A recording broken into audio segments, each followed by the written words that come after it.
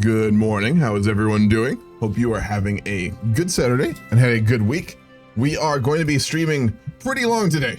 This is a long one, which is why I didn't feel bad starting 8 minutes late.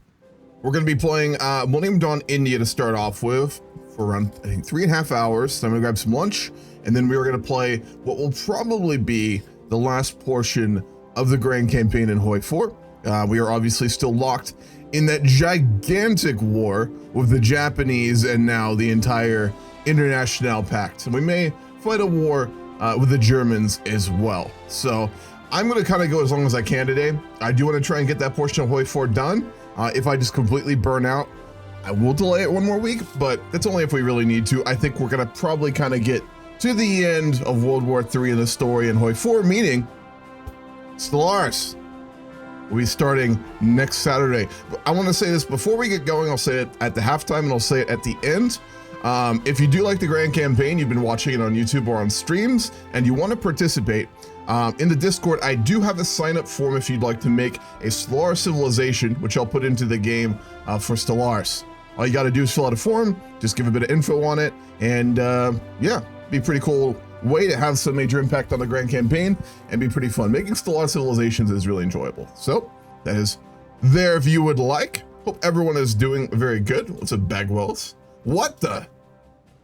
There's always a rare day when you are in chat. What's up, man? How you doing? What's up, Xantor?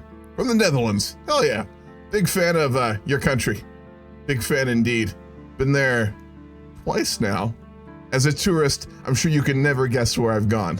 You know, it's such a big country. There's so many interesting places to go. But anyway, so we left off last time after having gotten around 2 years in the game, something like that. We are almost in 2002. I have primarily, with this playthrough, I want to try and do a more realistic campaign as usual. But what makes it really interesting with this focus tree and with the 1.9 update for Millennium Dawn is the political system we're going to be able to play with, which is that we will be able to go through multiple political trees if we would like. It's been added with a number of the new ones, essentially the idea being that, you know, in a traditional HOI4 tree, like in vanilla, a lot of mods, you'll have like 3 or 4 different political paths, which are very ideologically different. You know, you'll go down one, you're locked in, your country stays that way, right? Which, you know, in the HOI4 era, traditionally, kind of works. But in the modern day, in the 2000s, it's not really how that goes, is it? I mean, parties will come in and out of power, and they'll all have their own policies and legislation. So what that is really cool with doing is allowing us to play out a bunch of different political parties being in power if we would like. So it's gonna be kind of interesting. Starting off with, though, we have been doing the focuses on our main political tree, more based around Vajpayee and his government and sort of the big issues in the 2000s. Being obviously the war that just ended with Pakistan, the terrorism issue domestically, dealing with the Maoists, and then I think we're going to do a little bit on dealing with the education issue, which is huge. Rural India is just uneducated right now. It's gotten better to modern day to now, but it's still pretty brutal. And then we did some of our focuses with the agrarian economic reforms, given agrarian farming is like most of actual employment rather in India. So I haven't done anything too crazy to start off with. There's a lot of pretty cool focuses and wild things we can do with this tree, but I figured immediately jumping into things like a space program probably should wait till later. So we're gonna do that. When are you gonna nuke Pakistan? What's up, Denise? Always good to see you. I don't know, if we get in a war with Pakistan or China, we may well actually do that. We'll see. So like I said, I am going to be staying kind of with the BJP party. I'd love to see the INC come into control, at least for a while, so we can kind of play out some of their stuff, but I'm not going to be forcing us to just play pacifist or anything like that. If we have a conservative government, things go a certain way, we're going to fight the wars, but, you know, if we go to war with nuclear power, it'll probably end pretty badly. So even more conservative leaders will look to avoid nuclear war, of which both of our 2 big neighboring rivals are. Both with Pakistan and China do have nuclear weapons. So let's get going. You're alive as usual. That's very good to hear. What's up, Tiberius? How's it going? Denise is alive. Is indeed. Okay, we can't do any of the raids. We do need to start doing those. Those are actually an important mechanic for a lot of reasons. We can't get a Maoist rebellion, which I would really like to avoid. So We have to burn an ungodly amount of political power trying to get rid of those separatists in the east and in the middle. They're all around, really. Economically, we're looking pretty good. GDP has grown quite a bit since the start, but so has our debt, which is not always great, but the debt to GDP ratio is still semi-balanced. I do want to try and get that down, however. Small fish in a big pond. We are receiving complaints that many large corporations are intentionally buying their smaller competitors, willing to shut them down and prevent competition. Many are afraid that large corporations are working in unison to achieve a cartel and control markets. We'll let them do that. India has never, in the modern era, been very opposed to mega corporations forming, so we're not going to stand in their way. It's just good business. What's up, Emperor? Doing very good. How are you doing, man? Been a while since we spoke. How's life? How's the girlfriend? How's school going? The Greater Indian Empire. I don't know. If it goes that way, sure. And just a reminder, I am going to be making elections be based off of polls. So, 2004, I will put up a vote for y'all in the chat, and basically the percentages that will go to the big parties, I'm just gonna manually basically enter. So we're gonna get an election map that looks like basically what y'all want, unless it's just like absolutely radically batshit crazy. Then I might step in and do some electioneering. You know, the democratic way. Life has just been craving schools and studying for the last 2 months, so I wasn't able to watch most of the streams. Good for you, man, though. Focus on school. That always comes first. Streaming, video games, any other hobby you pursue in life, there's always time for that shit. What you don't have time for is when you're going to school when you're younger, because that only happens once, and you got to do it right. So good on you, man. I'm glad to hear that. Alrighty, we're trying to get the farmers to really like us. Essentially, roleplay-wise, we're the BJP, we're Vajpayee. This is a very turbulent time with the INC and the BJP parties. The two big ones have kind of gone back and forth in control of the Lok Sabha, I think I'm saying that right, which is their parliament, and then the Indian government in general. We're basically, again, role-playing any government we are have in charge. And the BJP strategy right now is to essentially build a long-term, powerful voter base out of the rural agrarian folks, many of which are uneducated, as well as, of course, corporations, businesses, and the oligarchs to support a very powerful political coalition that could keep us in power for quite some time. So let's keep going with that. MRT. MRT stands as a symbol of a flourishing partnership between tradition and modern industrial ethos. With a step further into expanding our production landscape, we earn a warm nod from the farmers heralding a future of shared prosperity. We're not getting a lot of great industry actually off of this agrarian tree, but the big thing we're wanting is to improve the farmers, which again in Millennium Dawn, you get 3 main organizations, which, you know, from a meta perspective, give you bonuses. But really, for us, as always, it's more the roleplay perspective, right? So we've got the oligarchs, which we have to kowtow to. We've got small and medium business owners, and then we've got the farmers. The farmers are the ones that we want on our side, along with the oligarchs, because they are a significant portion of the population, and of course the voting, given that India is the world's largest democracy. What's up, Grover? How you doing? Enjoyed the stream last night, man. What is up, brother? Cracker Barrel is working me to death. You're working at a Cracker Barrel, Emperor? Oh man, that's wild. I've been there quite a few times. My grandma loved Cracker Barrel. We always went there when I was a kid. They've had some pretty interesting news articles about them over the years. What's it like working there? What's up, Battlebird? How you doing? Yeah, the farmers love us. The farmers love the BJP party. So it's exactly what we wanted. They give some solid bonuses. They're not the best. Recruitable pop. Not useful as India, really, for being honest. Monthly population growth, technically long-term, that's very useful to us, but in the short term, that'll actually make our unemployment issues worse, which I don't mind. Tax cost modifier reduction, which is a good thing, I think. Yes, it is. And then the big one, which is so huge, but not right now, again, long-term, max factories in state. Right now, not a big deal for us, but longer term, very useful. One of the biggest issues in HOI4 in general and Millennium Dawn economically is after a certain point, depending on your country, you just can't build more factories unless you throw a mod in to basically expand the upper limit, of course, given, you know, it is capped to population. For India, that's less of a big deal because they have so many people in these states that your slots you actually get are quite a lot. So as you can see, that's not a huge issue for us, but it will be one day when we eclipse China and our massive industrial power. Hell yeah. Was almost a crash and burn early on, but we righted the ship and made great progress. Hell yeah, man. Hell yeah. Did you look up Hamilton's Pharmacopoeia or Paul Stamets, by the way? Because again, I think you'd find both of those very interesting. You don't like Cracker Barrel oatmeal? I just remember their burgers, man. They had some fire burgers back in the day. I'm sure they still are. All right, let's raid the Malice in South Odisha, which will get rid of the last of them. We'll flush them out of the forest and their hideouts and remove them entirely. Slept in? Same here, man. I didn't have to be up at 5:30 a.m. today, and that was beautiful. I got up at like 8. Oh, I'm definitely enjoying that. I feel like I've actually gotten good sleep, which is always nice. All right, I am going to take us actually a bit into debt here to get some more agency branch upgrades. In Millennium Dawn, upgrading your agency branches are very useful, but they do actually cost a flat 10 billion each, which is a lot, especially if you're not a big country. So we have to be very careful about what we actually pick and choose here. Ooh, I'm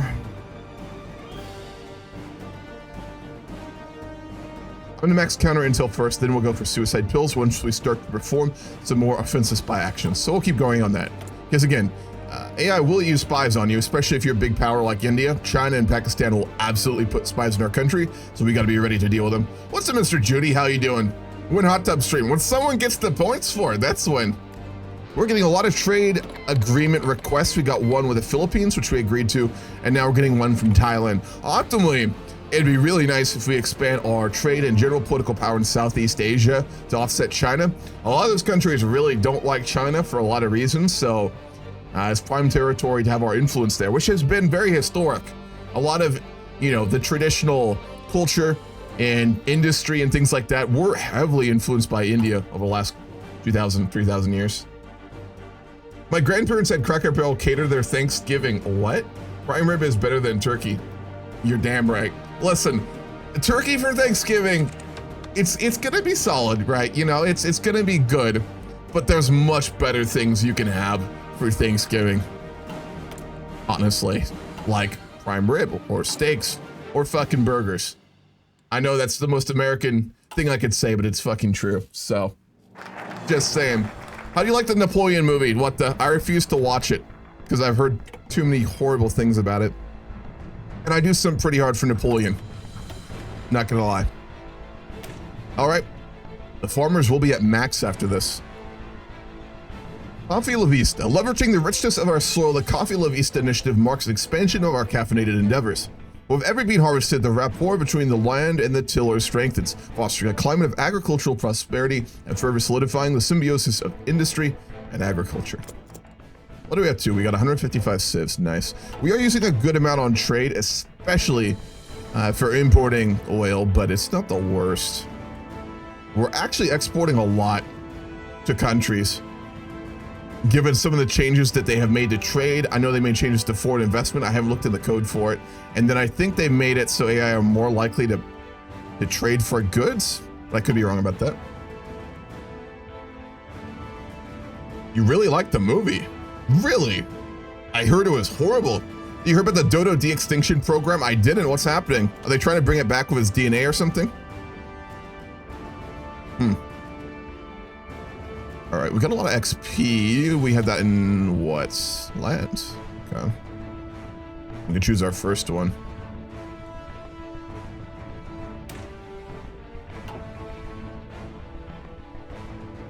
Now, this is actually a tougher question than normal. Normally, I always go network-centric warfare because it is technically better in overall stats. But there is actually a case to be made for decentralized warfare here, given that we're India. And we will take quite a long time to actually catch up, just purely in terms of the amount of research we need to do. But that being said, I do want to play the long route with this. And India militarily, as far as I have always understood, has made their intentions very clear to become equal in terms of technology and our projection as the other major powers. So we're going to actually go network-centric, which long-term will be good for us, but short-term a little less so. Gotta go very tank heavy here. They have secured the funding, the genetic material, and the cooperation of the government of Mauritius. I know a lot of countries have really intensive treaties and agreements on not doing cloning, right? Or things of that nature. America's actually not one of those. We have almost no safeguards on a lot of cloning legislation that certain countries just do not allow. I assume I'm gonna push that name again. Meridius has like almost no laws then regarding that sort of thing, would be my guess as to why they're doing it there. Yeah, it has been 2 years, Mr. Judy. You wanna know something funny, man? I was scrolling through my phone last night because I was looking through an old picture I sent to someone, and I had to go really far back in the camera roll. You know how it is when you have like thousands of pictures, right? And I found one from like 2 years ago, from back when we did those comp games. Do you remember like the comp teams when we did those micro battles? And it was that the picture of like the pre-porn picture of like the really small white girl sitting on the couch and all those like black dudes about to, you know, gangbanger. And it was captioned with like Alex on the girl, and then it was Mr. Judy, Eminon, and Mario from that team you guys had. Remember that like killed everyone? And I was like, oh, I remember those games. Pretty wild. It's been a long time though. Been a long time. Those are fun.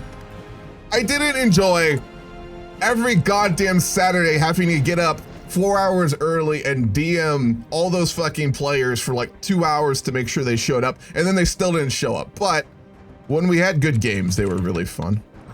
More startup money requested. A group of businessmen have approached us, asking to allocate more startup funds in order to support new companies. Setting up a company is an expensive operation, and the state should support small business owners. They haven't liked a lot of our recent moves, and they're not a group we're explicitly trying to full out get on their side, but we don't want to piss them off. Small and medium business owners would be a significant portion of India as well. Yeah, we'll help them. We have so much debt already. We can have a bit more. All right, let's start hitting the Maoists in West Bengal, because we've got Calcutta there and I'm industrializing it, so we need to really get rid of them there. That's such an economically and politically valuable place. See if there's any other decisions for us to do here. We'll do army exercises on the border with Pakistan. We'll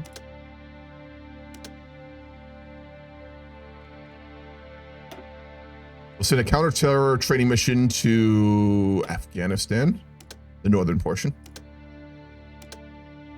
I do want to keep an eye on this. Let's see. For our next research slot, we need 4 billion GDP or 10,000 GDP per capita, which we are improving on, but it is a good ways off still. So we won't get a lot of new tech slots for a while, which is fine. You did dominate. Did you guys lose a single? You didn't lose any of like the full-on round, like battles, but or games rather. But I know you lost a couple rounds. That was, yeah, wild back in the day. What's up, Cosmos? The movie was horrible. That's what I've heard. The things I've read about it is just disgusting, right? Like, just butchered and completely misrepresented his personality, his motivations, his battles. I was all for making like Josephine like a major part of like a movie. Hell yeah, she was really interesting and a big part of why he was so successful, right? Like, that portion of how they portrayed it was true. She was a very useful political ally to him, right? I mean, they were clearly, or at least he was clearly very in love or enamored with her, but he also saw her as a political ally, essentially, right? She was very well connected. But the way that I've heard and seen it portrayed was just like, Jesus, man. Come on.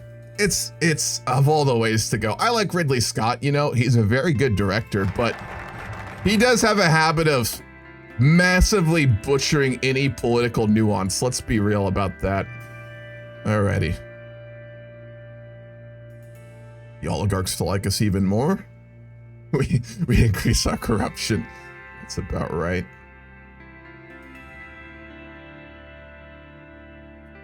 These are way more socialist, so we're gonna hold off on those actually.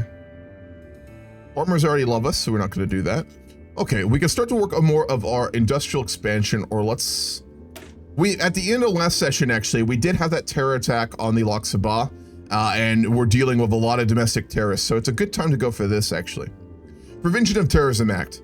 Act number 15 of 2002, an act to make provisions for the prevention of and for dealing with terrorist activities and for matters connected therewith. We're gonna increase our police funding. And the Islamic Emirate of Afghanistan is going to hate us.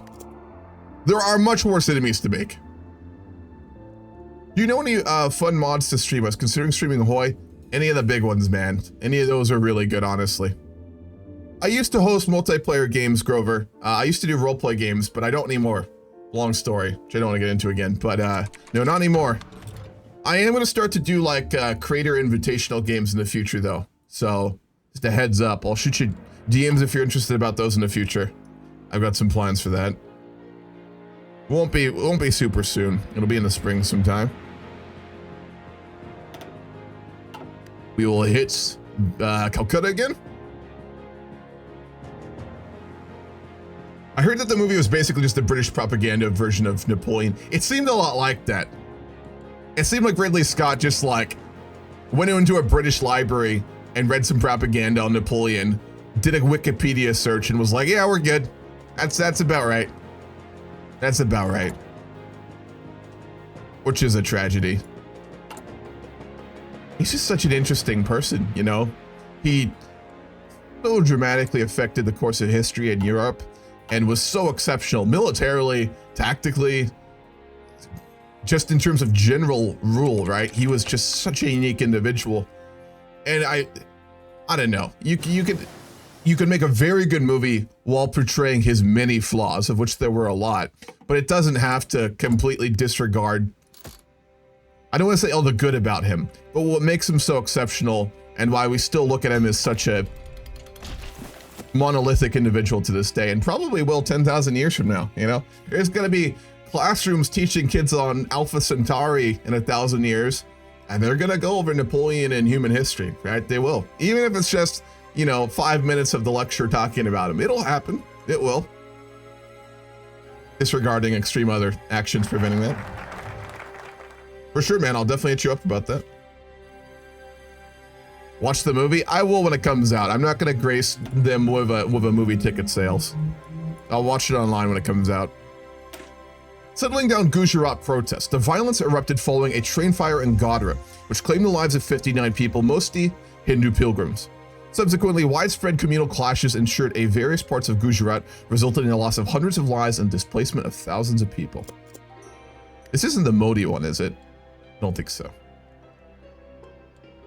No. I'll wait till it comes out on stuff. Don't worry about it, what the. I know how to find stuff as well. The internet is a magical place. Like I said, we do want to keep working on reducing our corruption. That is going to be one of our government's biggest priorities. But we are so caught up in dealing with the domestic terrorism issues resulting from obviously that terror attack, the insecurity we still have on the border with Pakistan and the Maoists, that we're just essentially not going to get around to it. We need to almost use the questionable practices in our parliament and government to get things done and to secure the safety of the Indian people. Also, for our ideological powers, we have conservatives. Good old days giving foreign influence defense multiplier, meaning other countries can increase their influence on us and be able to make us do certain things or take our resources or even puppet us, which is very hard for a major power, but doable. Stable society giving stability, and patriotism giving war support, as well as compliance growth speed, which is an interesting one. We do technically have occupied regions. I think, yes, we do. But they're all cores. And we have releasable states. And we could technically return jointly claimed land to Pakistan. But everything is cored, so we won't have issues with compliance or resistance. Which is nice. The pain in the ass to deal with. And the only way to actually get cores in Millennium Dawn is to make a region puppeted and then diplomatically annex them. You can't core any other way, so... I'm getting flashbacks to those 90s anti-pirating ads at the beginning of movies. Those were good. You wouldn't steal, would you? Pirating is the same thing. No, it's not. That being said, if you do have money, don't pirate. Settling down Gujarat protests. The unrest was triggered by an accident in which a train carrying Hindu pilgrims was set on fire, resulting in the deaths of several individuals. The incident was attributed to an alleged attack by a Muslim mob. The aftermath of the train incident saw widespread violence with communal clashes between Hindu and Muslim communities in various parts of Gujarat. The protests and subsequent riots resulted in a loss of hundreds of lives, injuries, and significant damage to property. What should we do? Oh, this is from Modi. We're doing it under Vajpayee, I guess, a little early.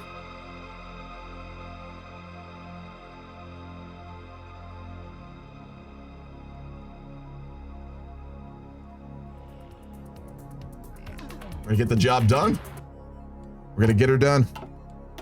We're gonna do what we gotta do to preserve order. Thank you for the follow. Much appreciated.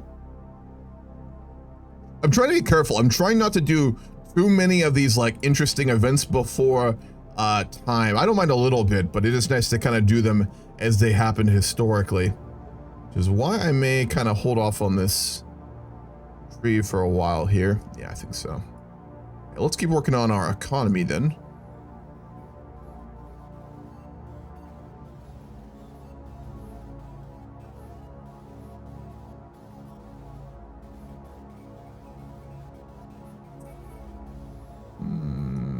Given all our coffee, tea, and agrarian production, the growing economy, our biggest priority is obviously going to be wanting to make sure that we build partnerships and get it exported. If we're making great coffee and we only have a domestic market, we're robbing ourselves, right? So let's look into working on exports and expanding other things that we can do so with, including anti-corruption. Absolutely.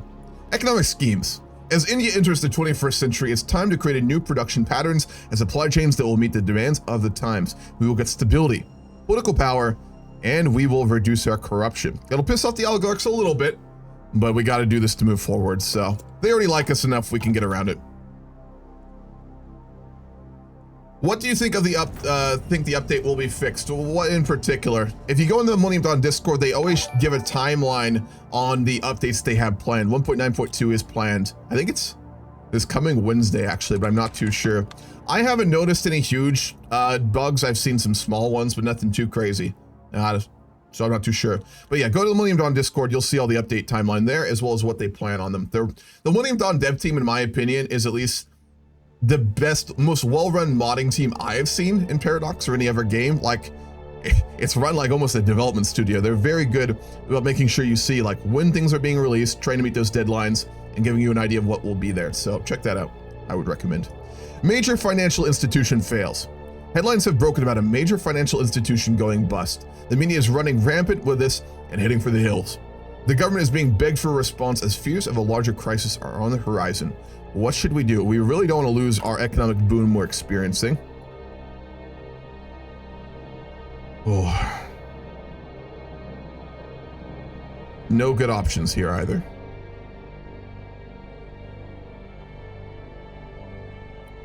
Oh, this is a bad one. Jesus. This is a really bad one.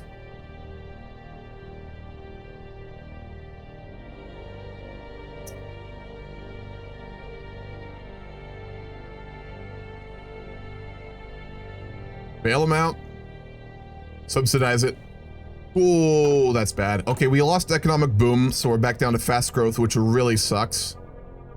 We took a 150 billion hit to bail out those major, probably corporations, essentially, to stop the economy from free falling. And I really like that now they've changed those events so that they can ripple out, so other countries may get it too. Kind of to reflect when one country has big financial issues, especially like India's size, right? Other countries will get hit by it. They're gonna follow Sandman. Sleepy. Oh man. Sandman was a really good TV show.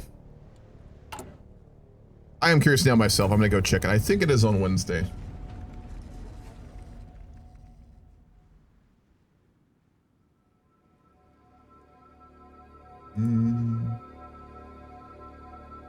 No, they pushed it back. 1.9.2, which will be like the hotfix, and they're adding in a couple new focus trees as well, is gonna be on December 29th. So there's a little ways to go. Dan Martin, if you'd like your answer on that. The War on Terror. A fortnight after the East Coast terrorist attacks, George W. Bush held what might be the most defining speech of the early 2000s. They talked about internal and foreign policy and made a declaration of for us or against us by exclaiming the following. Every nation in every region now has a decision to make. Either you are with us or you are with the terrorists. From this day forward, any nation that continues to harbor or support terrorism will be regarded by the United States as a hostile regime. That's great for us. So 9/11 happened. I didn't see the event pop up. I think it was at the end of last session. But 9/11 has happened. It's a Bush presidency. It looks like they are going to go with more the historical route here and go full anti-terror campaign. That's good for us. Pakistan obviously historically did a lot to harbor terrorists to the United States, as well as work with terrorist organizations and terrorist supporting regimes, which will only push the US closer towards us in terms of trade and in terms of defensive cooperation. So, you know, sucks for the Americans, but for us, we'd be looking at this, but nothing but a good thing, frankly, right? Have a good one, Mr. Judy. Nothing but good for us. All right, we're gonna wait on these because they cost money. Let's opening West Bengal. We may still get a civil war on that. We'll see.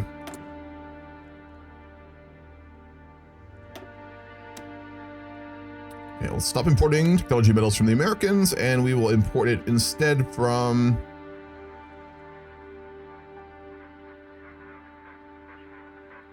When I roleplay, I always like to look at which countries we're trading with.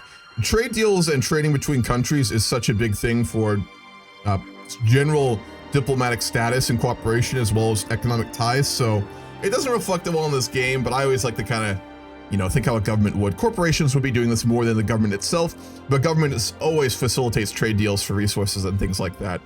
It's usually heavily regulated, sometimes even just outright negotiated by governments, between governments on behalf of entities.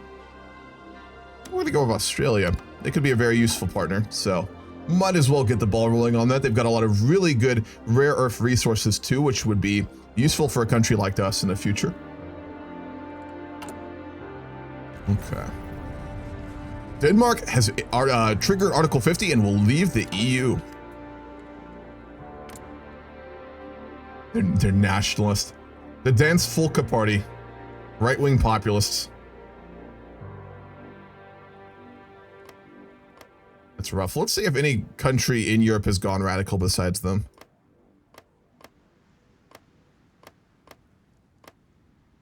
Doesn't look like it, not yet at least.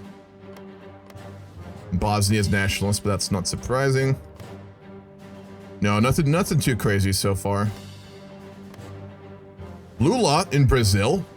Interesting, but historic.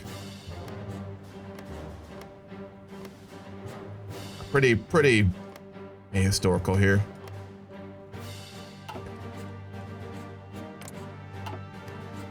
Alrighty. China joins the WTO. They don't have the option to go down the more radical political path yet, so don't expect to see anything too crazy quite yet. I don't think, at least. WTO doesn't put them down one of their political paths, I don't think, if I remember right. That's it. It's a full-on focus, I know that. It's in their economic tree. Where are you? Untapped market, yeah. So they went down break the iron rice bowl, meaning they are not going to go radical traditional Maoist, socialist, and communists. But that doesn't mean that we still can't get figures like Xi Jinping and more like hardliners. But they won't be as radical, so that's a good thing for us. Well, is it actually? A more radical China would probably be a good thing technically, right? Because then a lot of Western countries would not be investing in them and would probably put a lot of that on us. So technically, from the macro perspective, that's probably a bad thing, but we wouldn't know the alternative, so it's not a big deal. A small company offering clean energy solutions has brought a large fossil fuel corporation in the court. We had this one before. We are going to stay out of it. That's what we are going to do. How's our party's popularity? Oh, not good. Not good at all. Communists have gotten a lot of influence over us, actually. That's worrying. We really need to start hitting those hideouts more. Are we emerging outlook? We are non-aligned. The Communist Party is a non-aligned party, technically. And there's the Revolutionary Socialist Party, and then there's the Communist Party. The latter is non-aligned, which makes this kind of interesting. Right now, the INC is actually out competing us. But again, I will still decide these based on polls, so we'll see. But if it's high enough, I may factor that in to the final amounts. Export of India. Our country is rich in resources, even though we have already suffered during colonial rule by exporting our resources to Great Britain and other colonial countries. But for now, we have to support our economy with traditionally additional funds for exports. Political power, we get the export economy, which actually isn't a good thing, but could be useful. And then we get a reduction on interest rates, which is huge, given our debt is actually pretty high and our interest rates have jumped up. We are running a 7 million deficit, which could be worse, or 7 billion rather. We raided successfully, nice.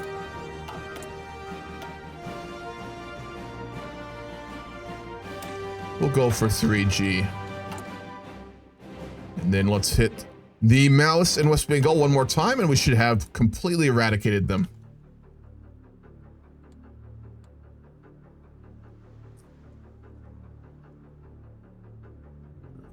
Civs. What's our construction speed up to? 57%. That's not great. Could be worse though.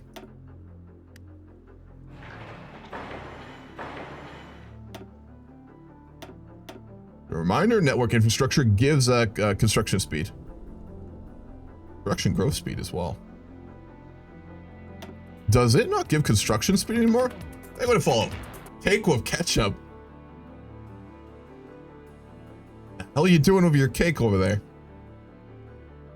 Oh, what's changed? I'm completely mistaken. They have changed it. It no longer gives construction speed. It now gives productivity growth speed. Productivity again, which as a whole will give construction speed, right? Because productivity is that new feature to basically show that certain economies are not made equal, right? Like a country with 10 civs one place and 10 civs another place will not produce the same amount of GDP. There are a lot of other factors, right? It's an imperfect but interesting way to portray that. I know a lot of people are frustrated with it, but personally I like it. Production growth speed from network infrastructure, meaning if you give basically access to internet and things like that, will make economies more competitive in the modern world, right?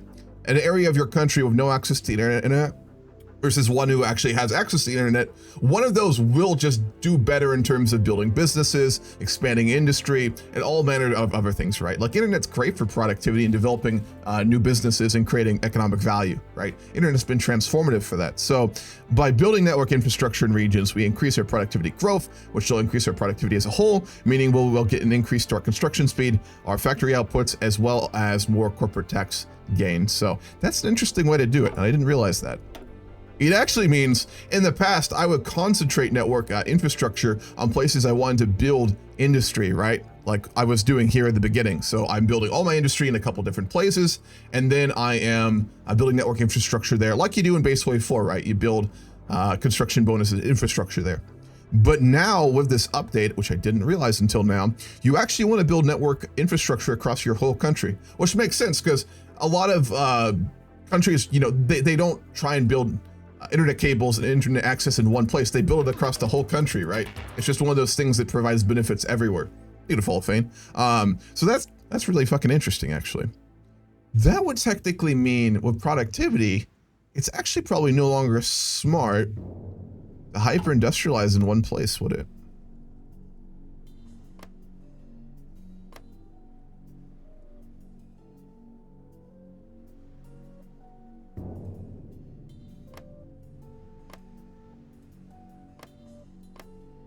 No, factories wouldn't factor in. It would just be network infrastructure.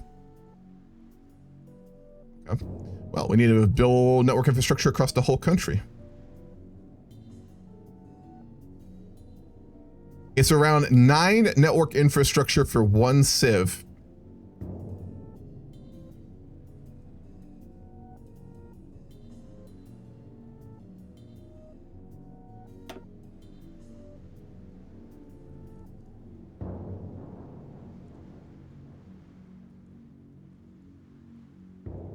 Bear with me for a second. I'm thinking about this.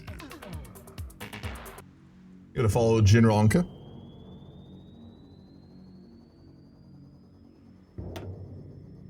How much do Indra... Okay. So network infrastructure, you should build in all of your thinking, because I am working on the new eco guide here. You should, if you're a small country, you should immediately build them to max in all your states.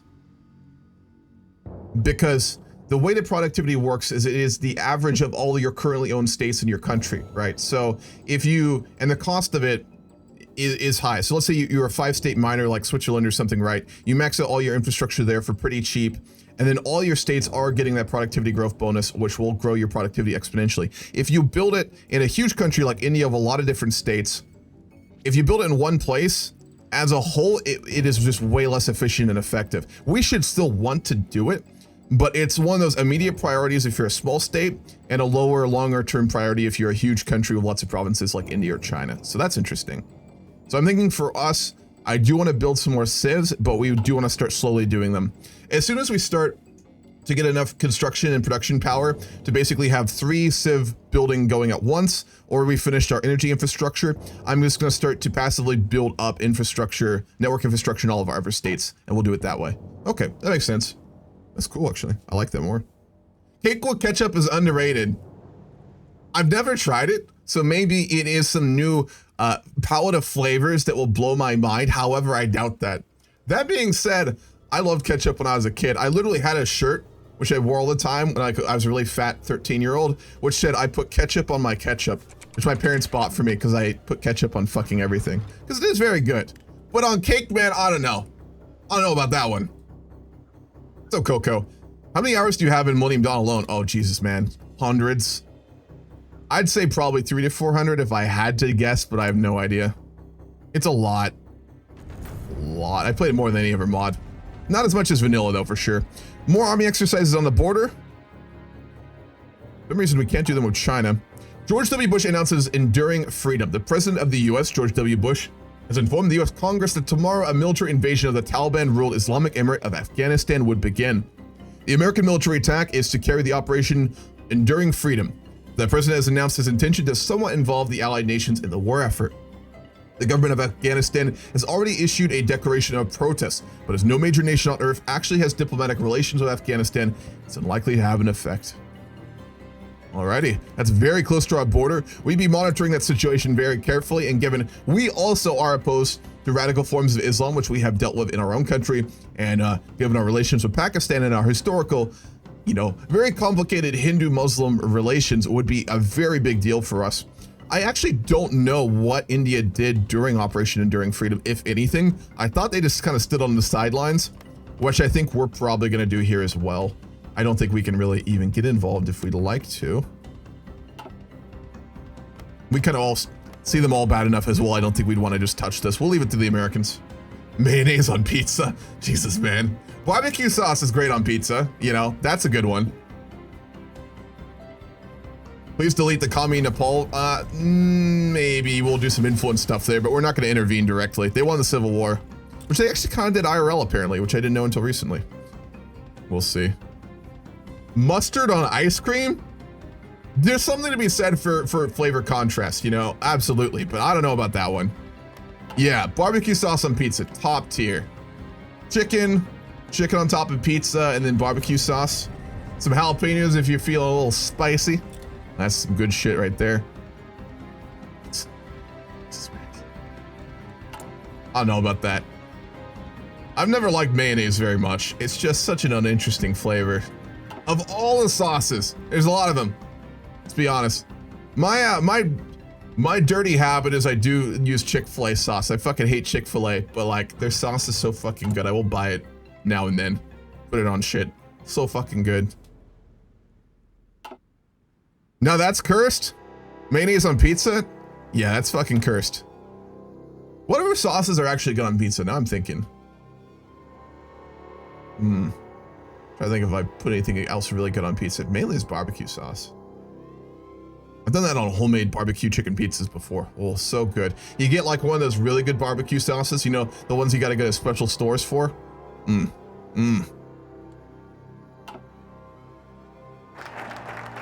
Nothing else really comes to mind for sauces on pizza. No, you put the right flavor. Like if you make pizza properly, you buy from a good enough place, right? And then you get good ingredients on it. You're already dealing with something good enough. You don't need to throw more on there. I'm just saying. Thank you to Prime, Coco. I was joking about that earlier. Why do you think we got an intelligence agency that we're actively upgrading? We're not doing this for fun. No, no, no, no, no, no. We have plans. Illegal plans that will piss off the Americans and every other world government. Fuck them, am I right?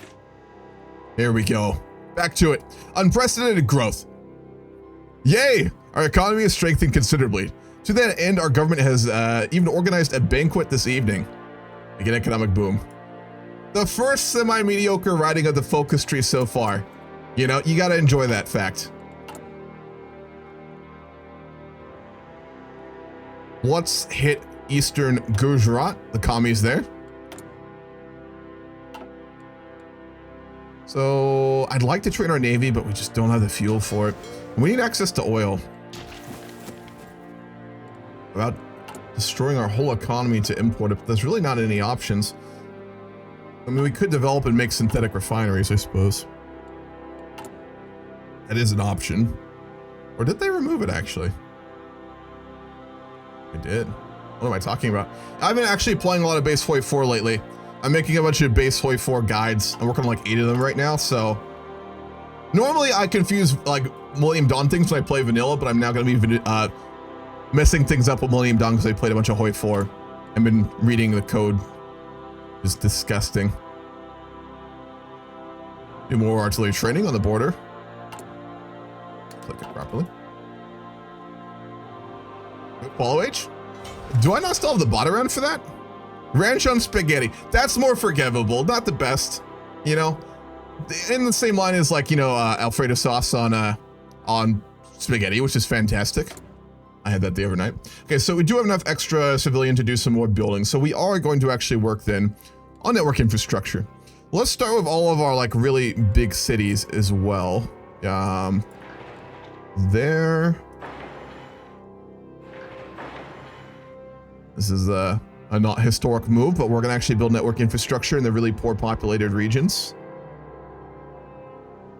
Then there's a lot of population there.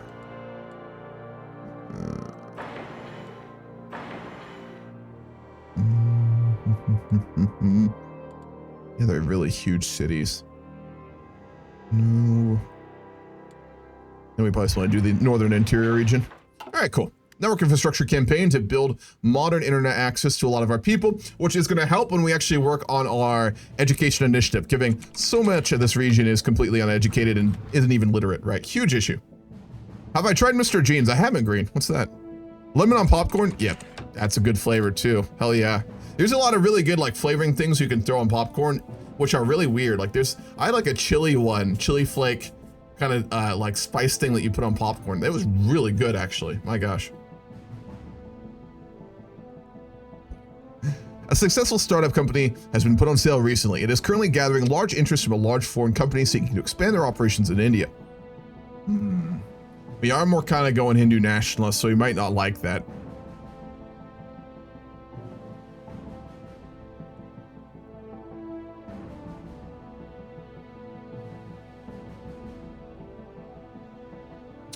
We'll let it go. No big deal. We'll let it go. We've got a good economy. They already like us. Not the end of the world.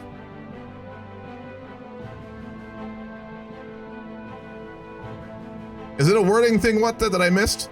I am doing the grand campaign tonight. Yep, seen us. That'll start at 2 p.m. EST, so in around 3 hours. We are in probably the last session of the HOI4 portion. We're going to be finishing up the Great War, or that's not true. The Third Great War, Third World War. We've had a lot of world wars in that timeline. It's been a spicy end to victory. Start hitting them in the south too. Do they grow in influence or was it always there? I'm gonna tell here. Oh, yens, I got you. Not jeans, yens, fair. I don't know, it could have been a name of clothing brands. I don't know, a fucking barbecue sauce. They get wild with their naming. Could have been anything, but fair. We have a lot of command power to burn, so let's do a lot of training on the border with Pakistan right now. We're gonna show solidarity with the Americans in their anti-terror campaign.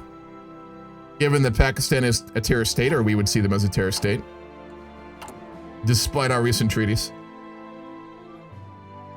Looking good on equipment too. We actually produced those APCs I wanted us to. Am I the only one that when you built SMT in HOI4 that somebody is screaming, heli hit? Oh no. Built SMT. Do you mean like Germany in the mega campaign, or what do you mean?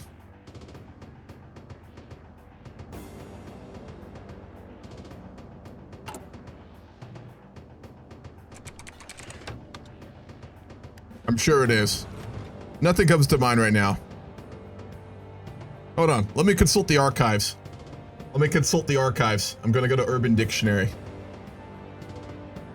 Urban Dictionary. I know I'm becoming a boomer because I have to go here more and more now. When I talk to younger people and they send me shit, I'm like, let me consult the archives. Oh, something. I should know that one, but I didn't. Now, when you build something and then there is someone screaming that word.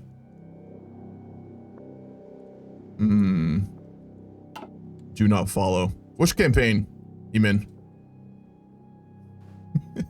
Green, you joke, but Jesus, I know a lot of them. I know a lot of the slangs. I know all Gen Z slang from my siblings and from people. And technically, I was also Gen Z. I was one of the first people born to Gen Z, technically. But, man, Gen Alpha slang. I looked up skibidi the other day. That's when I knew I was a boomer. I didn't like what I found. You know, internet slang's always interesting. There we go. Yeah. I'm 26, Grover. I'm 26, man. Yep. Yeah, skibidi is a Gen Alpha thing. I know. I've been having to learn. It's a weird thing. I don't want to be one of those fucking middle-aged people who's like, oh, I hate the slang of the kids, and then refuses to know what it is. I'm gonna know what it is and then, you know, silently judge people for using it, of course. But, like, I want to know what it is. Increased consumer confidence. Beautiful. We went back up into an economic boom, and the farmers and small, medium business owners like us even more. Our economy is in really good shape right now. We've recovered so strongly from the Asian crisis and from the dot-com bubble, which we, again, didn't get hit by quite as bad as other countries, but we still got hit by, so we're coming back strong. There's a lot of national support. Oh no. Oh no. The BJP party's popularity is dead, by the way.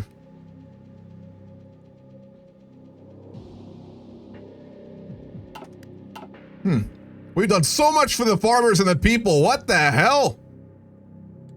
Why are they not voting for us? Probably because we're making them a bit more prosperous and educated. God damn it. We are going to hit the north next. They're readying the Maoists on the border. We do not want Maoists cooperating with our country and those in Nepal, so we need to start cutting that head off right now before it grows. Yeah, 97. Hell yeah, man. What about you, Grover? How old are you? I can't tell. With your magnificent beard, I can't tell. When you got that giant beard, I mean, you could be 19 or you could be 45. You never know. But you mentioned you had kids before, so I know you're probably not 19. Or if you are, hell yeah, but I doubt it. 32. All right, hell yeah, man. Nice.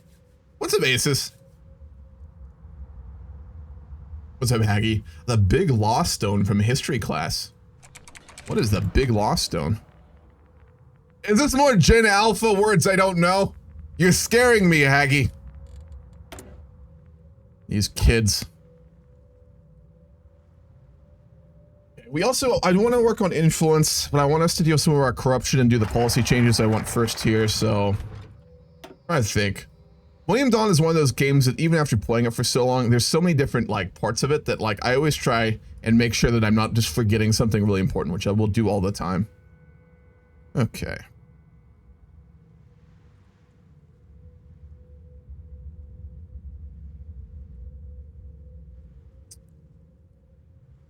Given we are currently losing fuel, that might be useful.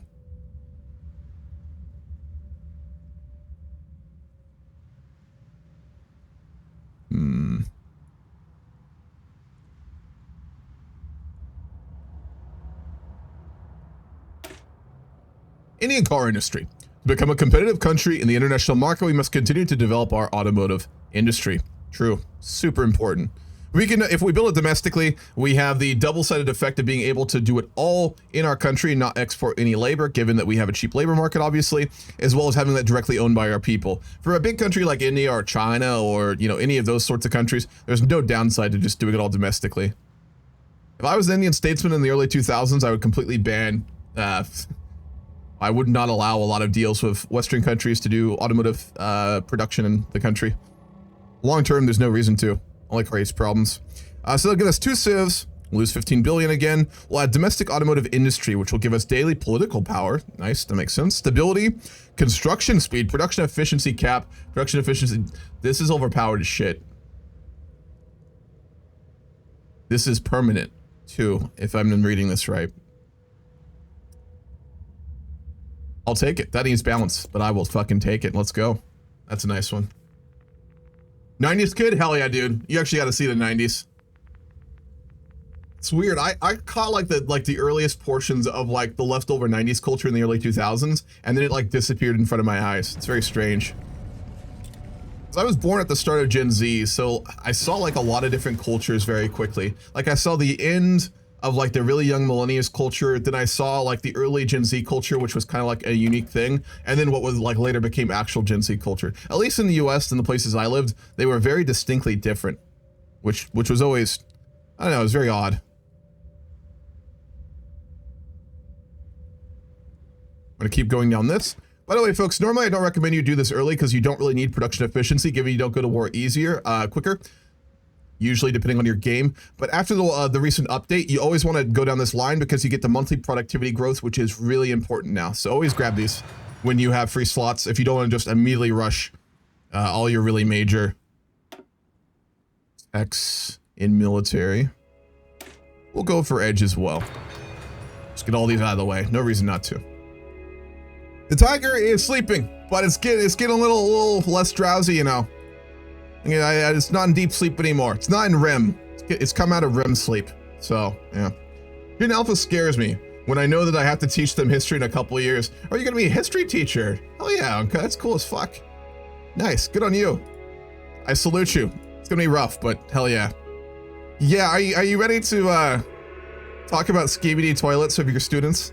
It's not that bad, but it's funny. I'm going to throw hands if a kid asks me about DVDs and landlines.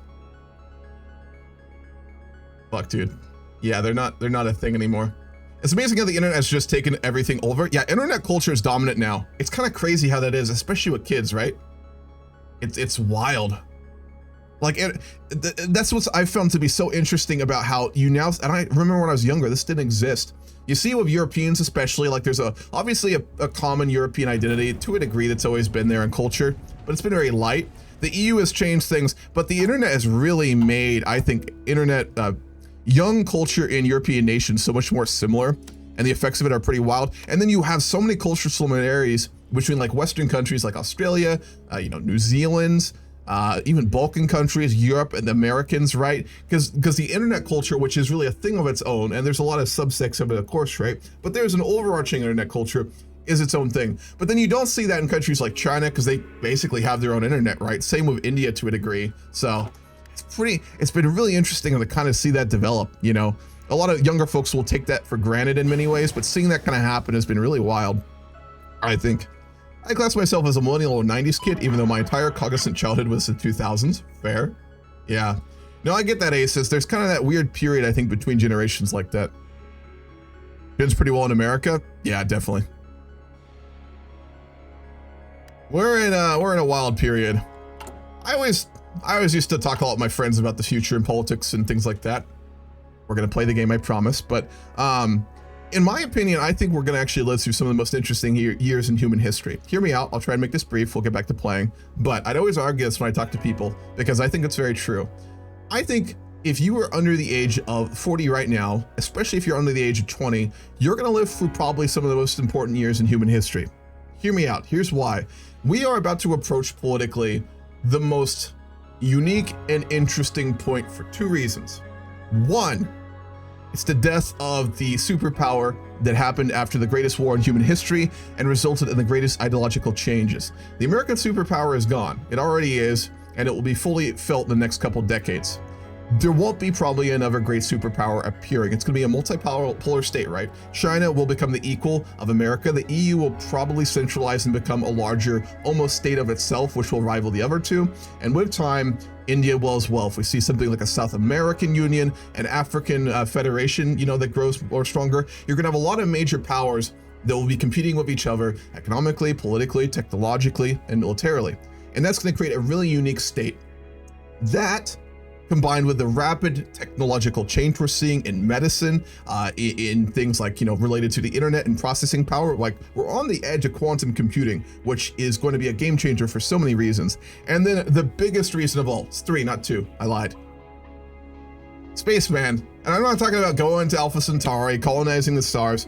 I mean the most useful and important part of going to space, which most people don't fully realize what it will be yet, which is space industrialization and space mining. We will most likely see the beginnings of that in our lifetime, and how governments are going to react to that and how they're going to probably really rapidly go after that is going to be amazing to see. We will see the beginning portions of it. So the political situation, combined with the effect we all have with voting power in Western democracies to varying degrees, combined with technological changes and the beginning of what will probably be the largest economic revolution in human history. It's going to eclipse the industrial era, in my opinion, when we actually start to industrialize early space.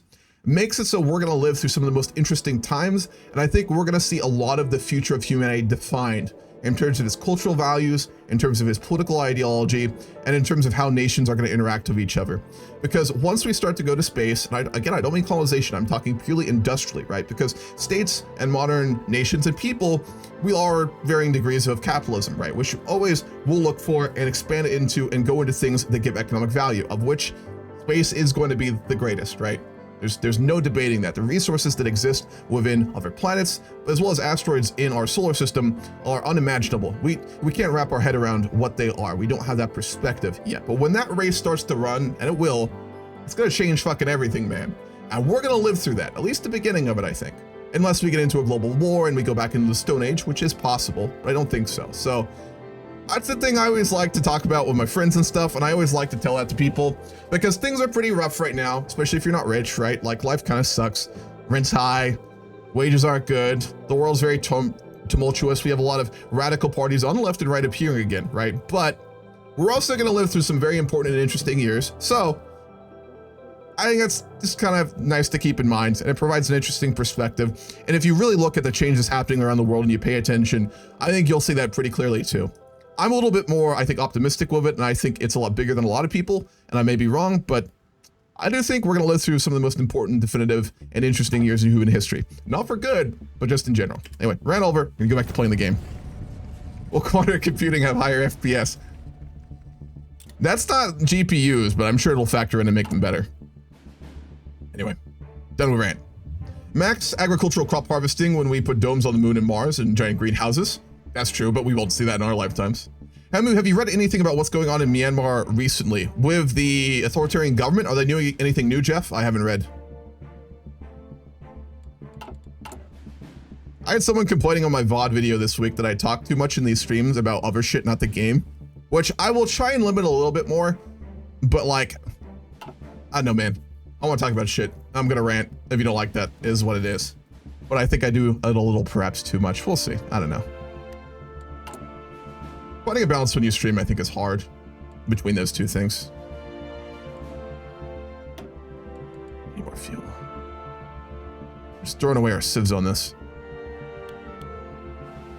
A little bit more. We need to make sure we increase so we don't have, like, our economy collapsing, but we really want to not spend too many civs on this because we really need them for industrial growth.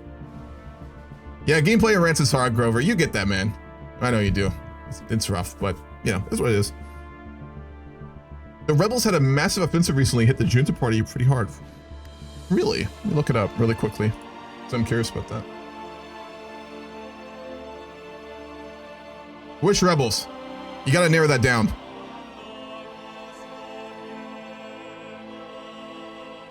You redeemed? Okay, Lollipop, what do you want it named, and what type of units do you want renamed? Whoa, I haven't seen that, Jeff. Thank you for telling me. It is. What's up, Pigeon? Yeah, it is a great country. They're really interesting. The new focus tree is fantastic.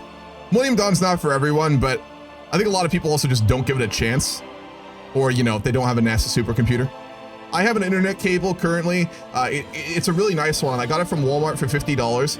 It goes actually around 1,000 miles, and I have it plugged into the NASA supercomputer down there in Texas. And it runs all the way to my house, and I'm able to play these Millennium Dawn due to that, which is really nice. Yeah, I hadn't read that, Jeff. I'll have to read into that. I don't want to do it right now, but that is really interesting. I'm going to keep that up and check that out tonight. That looks really cool. Or not cool, rather. Interesting. Myanmar's political situation is so complicated and wild in recent years. Okay, Lollipop, what'd you redeem?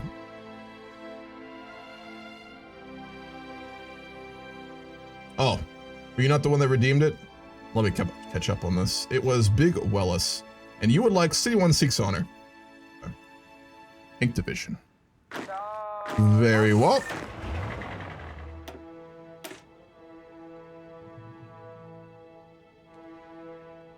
$21. Sure, spelling right. Seeks Honor. I'll do an exact spelling. If you'd like honor changed, I'll do it. Alright, cool. Appreciate you for telling me, Lollipop. I will miss those. I apologize. If messages are moving too fast, I may miss some of those. I'm not doing it intentionally. Just remind me. If you say things multiple times like that, I will not get mad, I promised. I just didn't see it, or I forgot. You had me the first half. Myanmar military regime is getting help from China because, oh god, the rebels are shitting around near the Chinese border. That sounds about right. China knows how to make friends. They're getting almost as good at international relations building as the US, aren't they? It's impressive. We're receiving complaints that many large corporations are intentionally buying smaller competitors. We are not going to touch it. We are very much cooperating with the oligarchs. Let's raid some more Maoist hideouts in the north, I'd say. Keep doing that.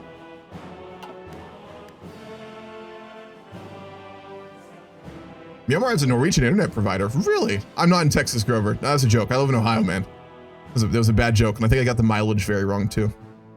I hope the rebels win because Myanmar is a very bad dictator that doesn't care. Yeah, he's really awful. I'd love to see him ousted as well. It's just such a tough situation because the military are so entrenched politically.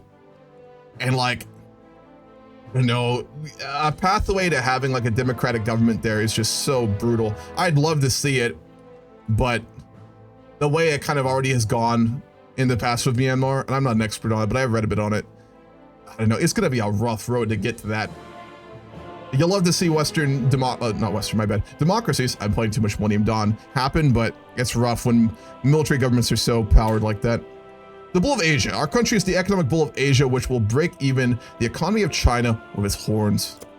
I like the sound of that. Yeah, I appreciate it, Lightpop. Thanks, man.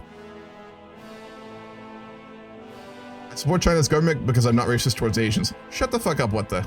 Don't even. You're saying that to trigger me. There's another thing I could rant about related to that, but I'm not going to.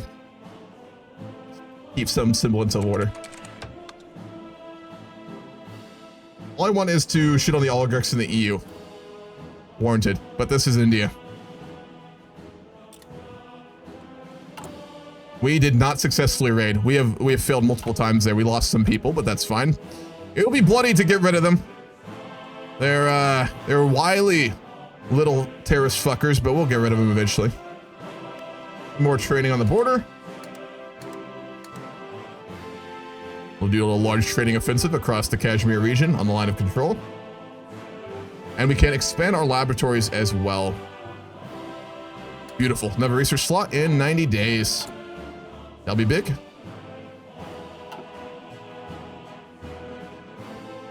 I know you're triggering me. What the? And you're gonna get away with it. Ohio is fictional like Shangri-La and El Dorado. I hope, man. I hope. Cincinnati's a mine construction done by the CIA. You know, as shocking as it may be, I've only ever driven through the outskirts of Cincinnati. It could have been like all those like bigger buildings could have been like projections, you know? It could have been like a hologram. I didn't go there and I didn't touch any of those buildings, so you might be right about that, honestly. It could just be a bunch of little towns that they call like the suburbs, you know? And then there's a holographic projection that you can't go into. Exactly, like the Truman Show. I can't confirm that's not true. And as we all know, if you can't touch it or slap it, it doesn't exist. Like economics. God, our unemployment rate is so bad. That's gonna really kill us here. But we can't do anything about it. Not yet, at least.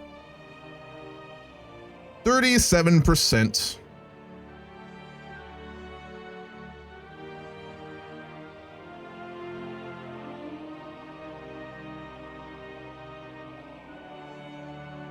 We can't raise employment ratios anymore either. It doesn't go over 100%.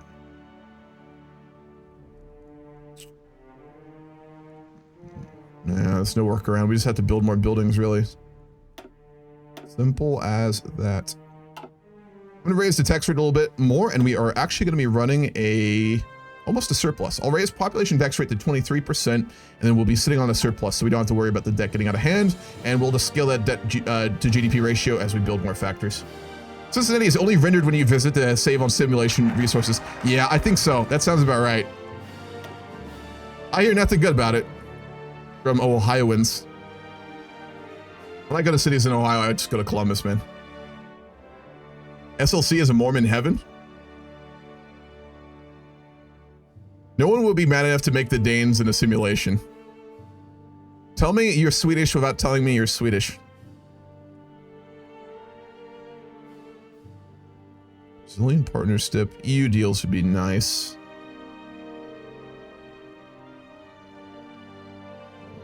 Aeronautics would be huge. Water supply, such a big deal. We got to work on that. God damn it, I don't want to work with the Russian car companies. Do we have to? We don't. Good. Okay. Indian rice funds. This time China won't be the only rice superpower. Beautiful. Farmers like us even more. It's already maxed out, but roleplay wise, they like us even more.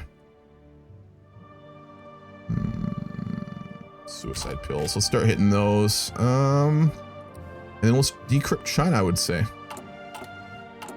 Would China or India be biggest priority? It'd be Pakistan. Let's be honest. We'll decrypt Pakistan, and then we'll decrypt China. We'll do it that way. You want to go to Salt Lake City? No, you don't, man. The laws there are crazy, and it's full of, like, wild Mormons. No. I've driven through it. Very clean. But it's like a religious government, if we're being honest. Tell you what, I'm Swedish. All right, I don't own screwdrivers, and all my furniture is assembly required. IKEA is franchised a little bit, though, Krieger, you know? IKEA, like, dominates the bedrooms of every college student in the world, at least in the Western world. So, that doesn't narrow it down very much. My friend said the best pizza he's ever had was in SLC, and that they have really wide roads. Wait, where the fuck is SLC? What's the acronym for that, Pigeon? Yeah, not a fan of Salt Lake City or religious governments personally. You know, theocracy, the little theocracy in America that does exist and we don't talk about is lovely. Yeah, it is from The Last of Us. They went through it. Many owners of small businesses are criticizing the level of bureaucracy in the country. They're saying that filling out form after form, applying for permits, running from bureau to bureau discourages people from setting up new companies, which it does. They want us to reduce some of the restrictions on smaller businesses.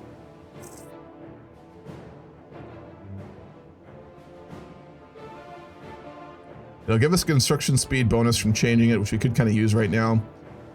Do need our political power, though.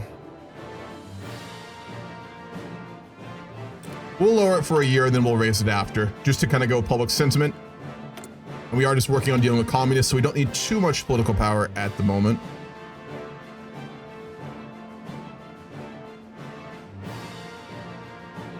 That's actually bad for us.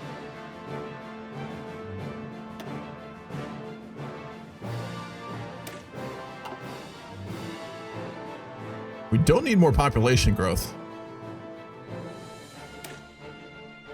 Let's keep working on electrospittings or on more production lines so we increase our productivity growth rate. What is it up to now? Almost 700. Not growing as quick as I would like at all, but that's fine.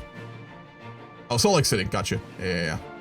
I know they have a really good restaurants. Like the cuisine culture in Salt Lake City I know is very good, so that checks out.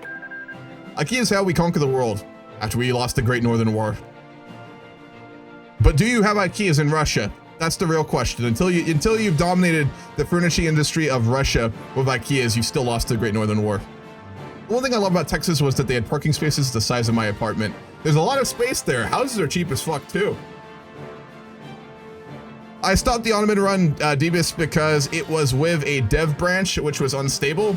I wanted to, it didn't have all the features. The Germany run I did or started, and then the Turkey run was basically kind of more just testing for some videos I was making, and was only going to be up until the update. This campaign will be lasting though. This campaign will go as long as I can get it. I probably want to go to probably 2020, 2025, something like that. It'll be probably a month or two actually. So yeah, this one won't stop after like 2 parts. All right, interest rates have gone down quite a lot due to that focus we took. We're in a pretty good surplus now as well. Very nice. I'm going to start to lower the corporate tax rate. The oligarchs fucking love us.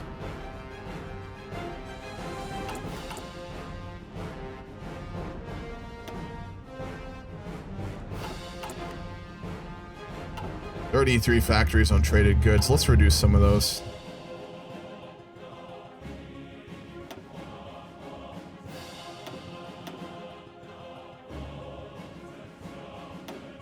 We kind of have to import some of these. Yeah, it's just the oil. God damn it. Such a big oil trade deficit here. And there's no real way around that besides us going clean energy, which we just wouldn't in 2003. There's no way. There is one option. Actually.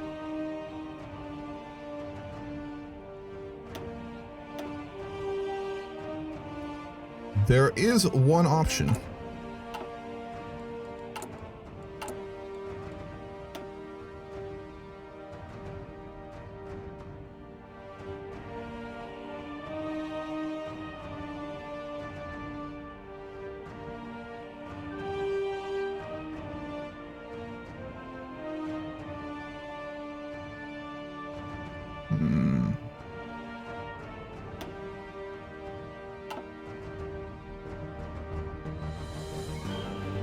We're gonna build some nuclear power plants.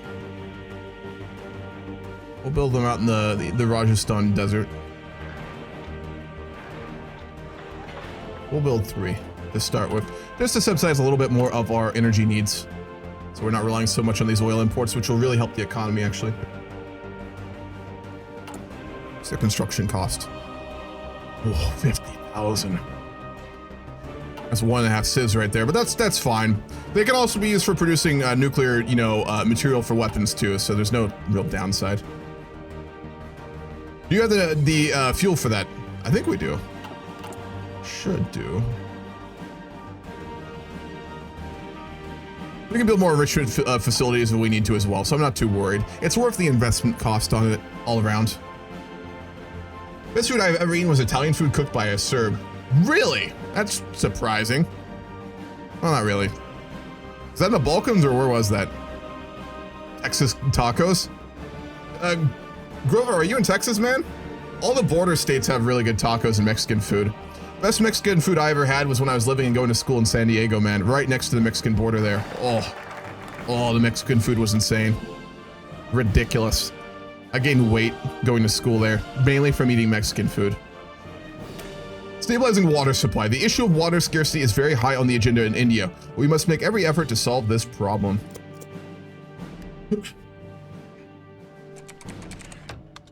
We are going to back the Muslims. We are not going to be backing the Christians at all. They just are not big enough in our country to be politically relevant for us.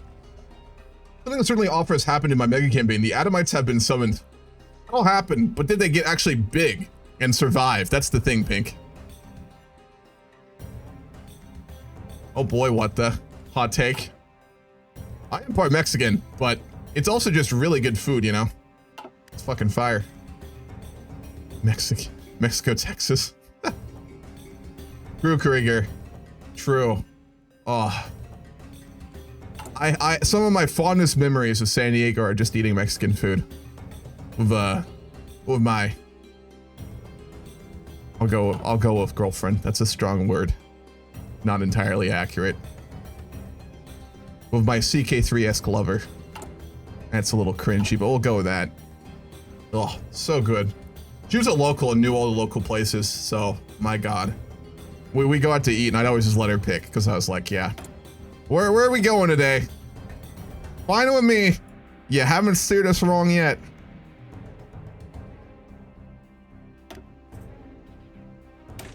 we'll go in for advanced computing. I really do want to stack those research bonuses. Given how long these campaigns are, especially Millennium Dawn, it's even more important. You want to build research bonuses in any mod in HOI4, especially vanilla, but in Millennium Dawn, they're even more important given how long you'll play, unless you're just jumping in to play 5 years or something like that, which isn't very fulfilling. But given most campaigns will go to 2020 or beyond, you know, that's 20 years. The research speed bonuses really do add up for you. Oligarchs ask for a tax decrease. Several influential business people have approached government ministers to suggest we decrease taxes. They say this will support domestic industry and commerce and that these tax breaks will end up paying for themselves over time. Trickle-down economics. You know, India is a land of myth and mythology. We have so many different interesting histories, so many beliefs, so many gods and goddesses, so many traditions, and, you know, ancient tales. We're very well versed in interesting but fictional ideals. As such, I think we'd really like trickle-down economics. It's really in vein with our rich fictional cultural history. So we'll go for that. Hell yeah. In Millennium Dawn, decreasing corporate tax rates is a very good thing, though, I will say. I need to procure a large amount of tamales for Christmas. Oh, yeah. Hell yeah, man. Wait until you have self-Cali, sushi, and Chinese. I had both. Both absolutely fucking fire. Thai food was really good I had there as well. So fucking good. Southern California sucks for a lot of reasons, but its redeeming element is like the insane food quality there. It's wild. Alrighty. We can either go with Israeli water specialists or Spanish specialists. Any major differences? Nope. Just a question of which country gets influence over us. Given we're going to want to procure some European EU trade deals in the future, we're going to go with the Spanish. Just because that could be more useful in those negotiations, given we will have a bit more economic ties to their member states. Spanish specialists have already offered their assistance on the issue of filtration and provision of water to the population. Beautiful. That's one of our really bad debuffs. Political power gain reduction, division org reduction, monthly population reduction by 100%, which we probably don't want to increase right now, but this is role-played, so we will do it anyway. Stability reduction and division recovery rate reduction. It's a really bad debuff, so we got to get rid of it. They do, yeah. Huge Asian population in Southern California. There are fabulous Mongolian restaurants in my hometown, but I think there are lots of other East Indian food too. Mongolian barbecue is fucking fire. So good. So good. Really, our government's had 20 years of foresight, right? Imagine that. It'd be a very different world. Very, very, very, very different world. Well, we are having a bit of an issue now because we don't have political power production from some of the things we've been doing, and as a result, we can't deal with the communists. And the rebellion is getting worsened here, so yikes.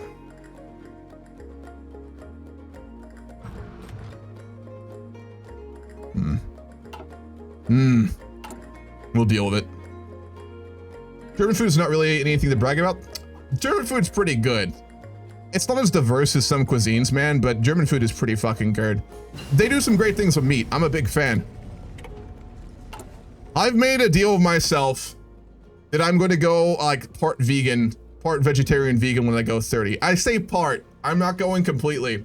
But I mean, generally, I'm just gonna go like much more plant-based with my diet because it is healthier. You should never go purely vegan. That has a lot of health downsides, frankly. So you gotta balance it, of course. But I wanna go much more in that direction as like a percentage of what I eat when I'm 30. Before then, I'm a big fan of meat. My God, so fuck yeah.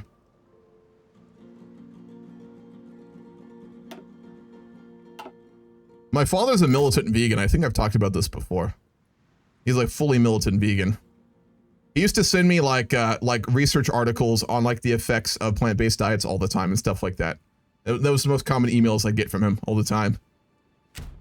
He used to bring it up in every conversation. He doesn't anymore because I think it's been a war of attrition, right? Think of it as like the Soviets in World War II, right?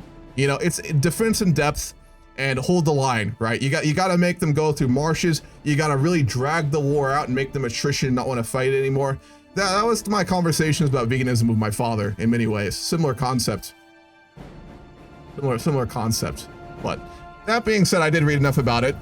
You know, it factors more into just like too much meat and too much, you know, dairy products are bad for you, but eliminating them entirely unless you have like specific conditions to do so, also not a good thing. It's a case of, as with basically everything in life, you know, balance is better than extremity. So always fun. Meat and taters kind of guy. I mean, I am too, Grover. If I could eat that 24/7 for the rest of my life, I'd do it. But it does catch up with you, you know, it does. So again, that's why I made a deal with myself. At 30, I'm gonna really start to care. For now, I'm a meat and taters kind of guy, you know. Fuck yeah. Schnitzel with sauerkraut and mashed potato is the best combo. Pretty good. Hell yeah, man. German does have some very, very good dishes. Czech food is really good too. Some of my favorite restaurants I went to in Europe were in Prague. They do some great stuff with meat too. Minjur water plant. The Minjur desalination plant is reverse osmosis water desalination plant in Kudapalli village, a northern suburb of Chennai, India. On the coast of the Bay of Bengal that supplies water to the city of Chennai. Built on a 60-acre site, it is the largest desalination plant in India, which will boost our popularity and will cost us only 1.5 billion. And will get us all the way down to the really big water plant, which we want. We'll completely remove our water shortages and gain only part water shortages, which will last for 10 years and then be gone. So, playing the long game here, folks. If too much meat and dairy is bad, they explain the Mongol Empire. Let me counter with this. What was the life expectancy of a Mongol warrior? And don't get me that they died in battle bullshit, which they did, but let's be honest.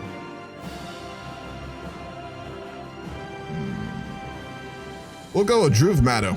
He is a seducer, which is great for putting him into other countries, and he's a linguist. A linguist means that he gets... Oh God, I made a whole fucking guide on this. What is linguist? It will give them basically the... It's written right here. What am I doing? Natural pick up new languages. Increased chance of acquiring target nationality and completion of an operation. So if you do operations in the country, you can get the nationality and then you get the effects of being a double agent, which is really good. It makes all the operations having higher chances of success and reduces your chance of being captured. I spent like 12 hours on a video guide for spies, man. I should really know that off the top of my head. Him, I am going to actually send, and we're going to put him in Islamabad. We're going to start getting spies in Pakistan. I'm not saying German food is bad, but the number of good dishes are on par with Sweden, Britain, and Ireland, and a few others. Sure, but, you know, still really good. A lot of great food in all those countries. I don't know about Sweden, man. Y'all have some questionable seafood choices. You know? I know it's a cultural thing, but, like, Jesus Christ. You like Swedes, I don't think fully understand the perspective foreigners had when they talk about like Sturmstoring or whatever the fuck it is. You know, it's a normal thing for y'all, but like it's kind of like someone talking about like, you know, something in horror movies being a part of their culture. It's just terrifying. It's like a car crash though. It's why watching people like eating that fucking rotten fish on like, you know, videos is hilarious. But in the same way that watching like a 20 car pile up on a freeway, you know, you'll watch it, but it's more in horror than anything else. Same concept. Just saying. Let me claim my Chinese, Turkish, Swedish peoples. We only eat seafood? Jesus. Fuck a Veen the other day, which was worth the entire bottle of wine. I saw your pictures of those, Anrik. That looked really good. And Northern Europe has some very good food. The one country in Europe I will never understand the obsession with in terms of food quality. Don't get me wrong, it's good, but like it's treated like such in high regard is French food. I know that France has an amazing amount of really high tier chefs who do really cool things, but French food in and of itself to me is always just so uninteresting. You know, they don't use the flavors that I really like, which you really got to go probably outside of Europe to find, or at the very least into the Mediterranean countries, you know. It's just, I understand why it's held in such high regard because of the food culture, but objectively in terms of the ingredients they like to use and like the foods they make, nah man, I'll eat that shit, but I'll go to a Mexican restaurant any day over that.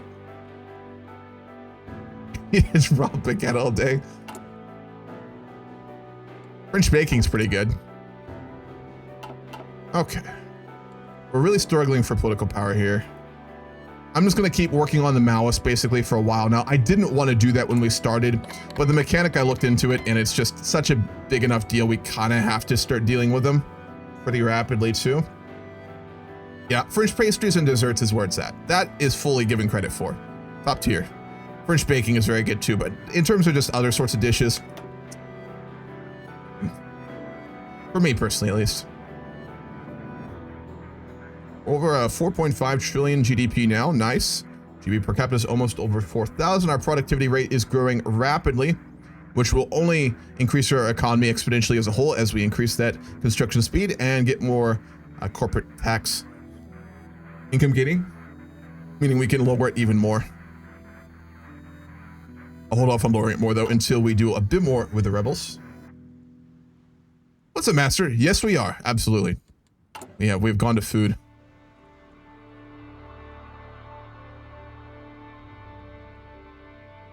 I'm 2 hours in already.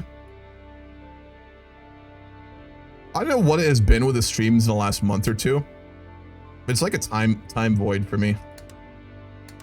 Like, I'll start the stream and then I'll go look at the time like, it's probably been 45 minutes.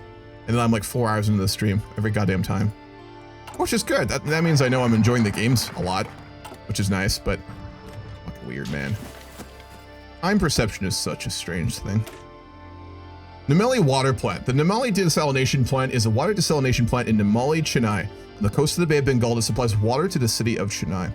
So as I said before, we are going to get rid of water shortages, and we're going to get one that's reduced in terms of its hits to our stats, and it will go away in 10 years. So in 2013, we will have removed our water crisis entirely in India as we started to pave the way for being able to meet our water needs. Probably through desalination from the looks of it, which is very expensive. Probably making deals with the Nepalese too, which isn't on there.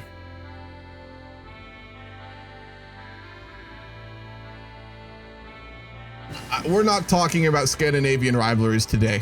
It's not on my interested list of conversation topics. I'm gonna leave that to y'all.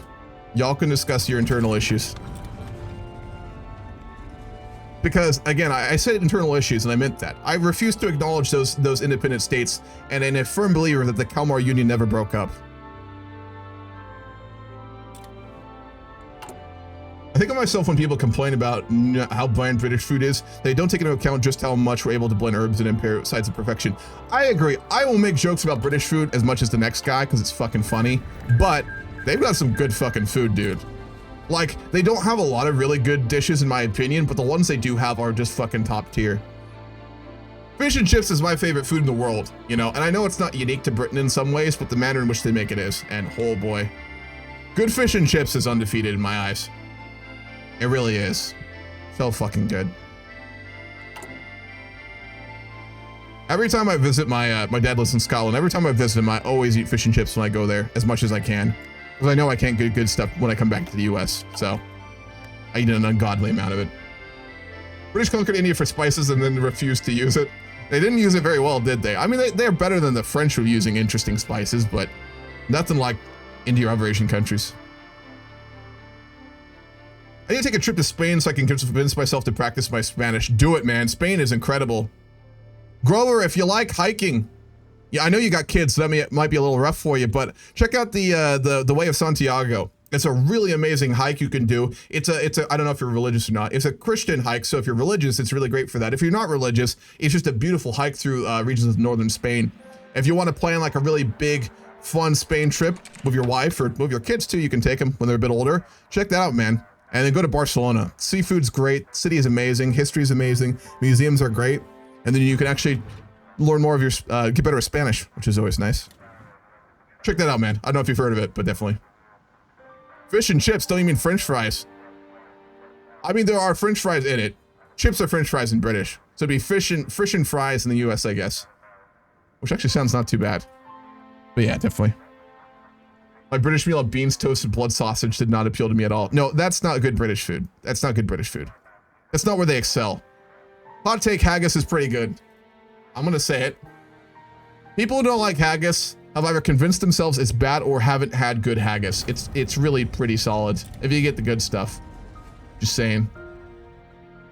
You know what the national dish of the UK is? I don't know, Master. Let's hear it.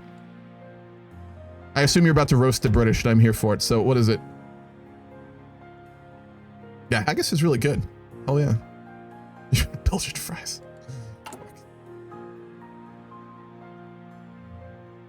I'm gonna pop out some more divisions too. We are actually gonna need some more here. We're gaining army XP pretty slow, which is unfortunate.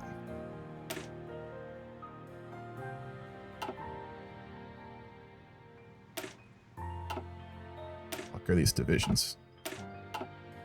Disgusting. We'll make more motorized. Also disgusting. I'm gonna have to spend a lot of points to get a division I want here.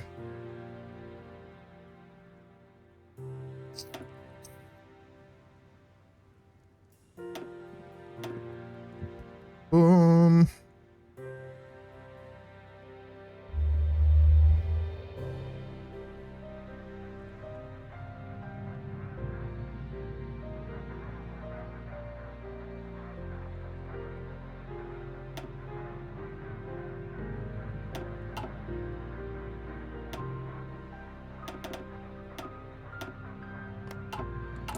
We're gonna make some SPAA. It's really good. I think I have the points to design it as well. Hold on. I'm gonna consult my own YouTube video. Bear with me. My memory is not amazing, so I could sit here and look at all these individual stats and then build like probably basically the same design in my video, or I could just go look at my own video. This is a paid advert from the Hammurabae YouTube channel.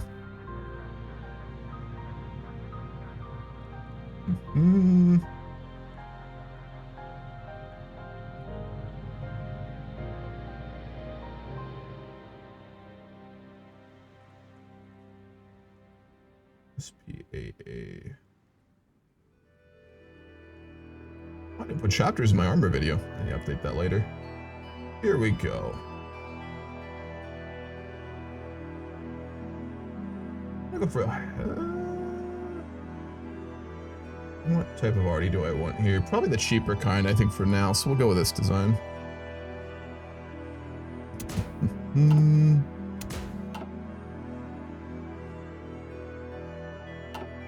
Which module is that? I don't think I've researched it yet.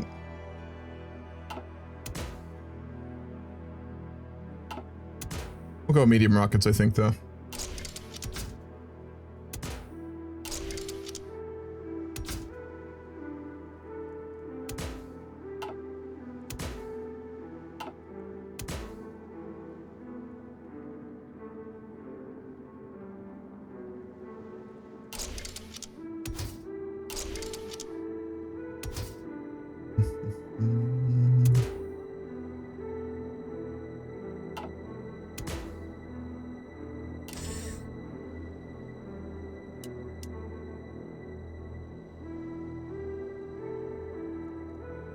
Looks good.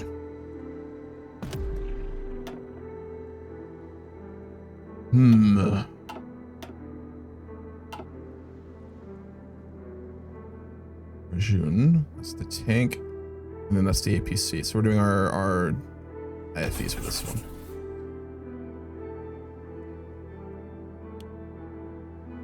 Start putting that baby out. Hell yeah. SPRD support divisions are amazing. Millennium Dawn. Always fucking use them and always produce SPRD for them if you're even a remotely large country.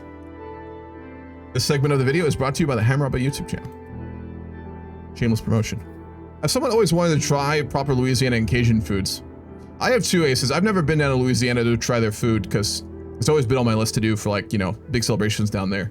I've heard it's amazing. I've had Cajun food before elsewhere and it's really nice. So spicy. Pho is by far one of the greatest Indian dishes ever created. And no, I'm not just saying that because my wife is Vietnamese. I don't think I've ever had it before, actually. I can't remember having it, at least. I'll definitely have to try it. Scandinavian sibling drama? Oh, Jesus Christ, man. That's what it is, though. It's literally just a bunch of, like, little well-educated Scandinavian children arguing with each other about their countries. It's hilarious. I've been to New Orleans and the food is food gods. Yup. Hell yeah, man. Yeah, it's on my list to do as well. New Orleans is just a great city in general. Really interesting history, great food, good celebrations and stuff. I definitely want to go down there sometime for that.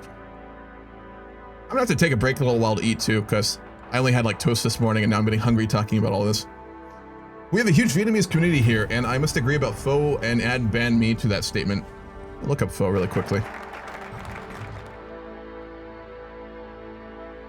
I have had pho before. It is very good.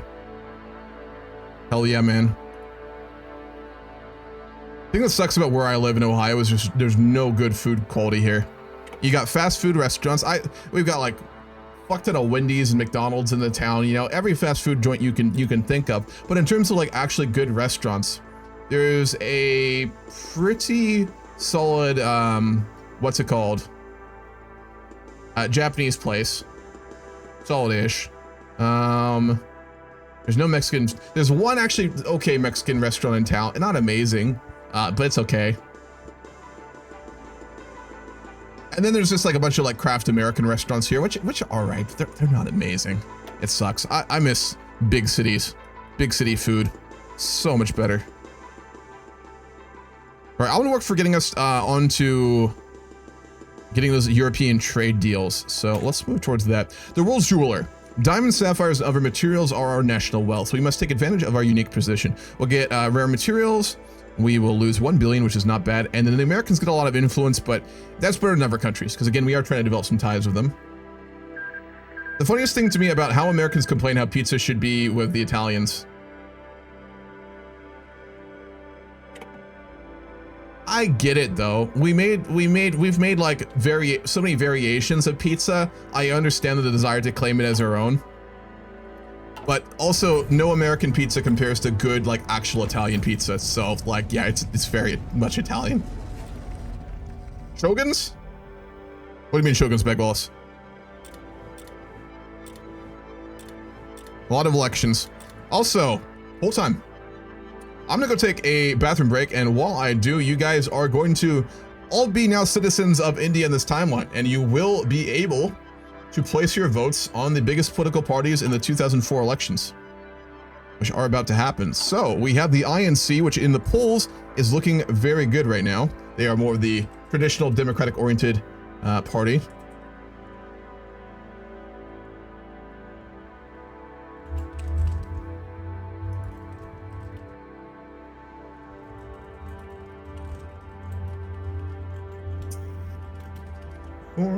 We've got the BJP. We have, who else is polling really well? Columnist? No, I'm not putting it in the poll. I like to trust y'all with polls 99% of the time, but in this one case, I'm not going to. We're not putting the Commie Party on the ballot. The National Congress Party, which is another reactionary far right party, probably a little bit more far right than the BJP. Party. I will throw the MNS on the party. That's like brutally far right. And I need one more. Actually, no, why not? Well, we'll leave it as is. All right, folks, you are all voters in India right now. If you'd like to roleplay this yourself or just do it however the fuck you want, it's your choice. I'll be back in a few minutes and we will continue.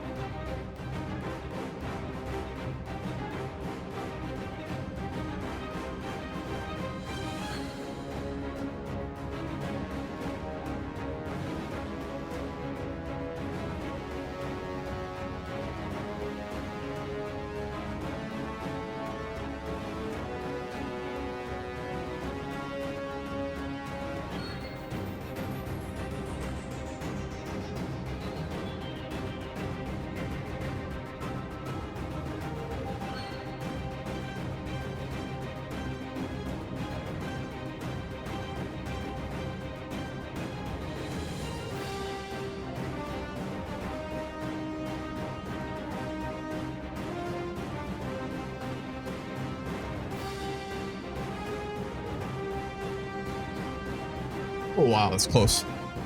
God damn.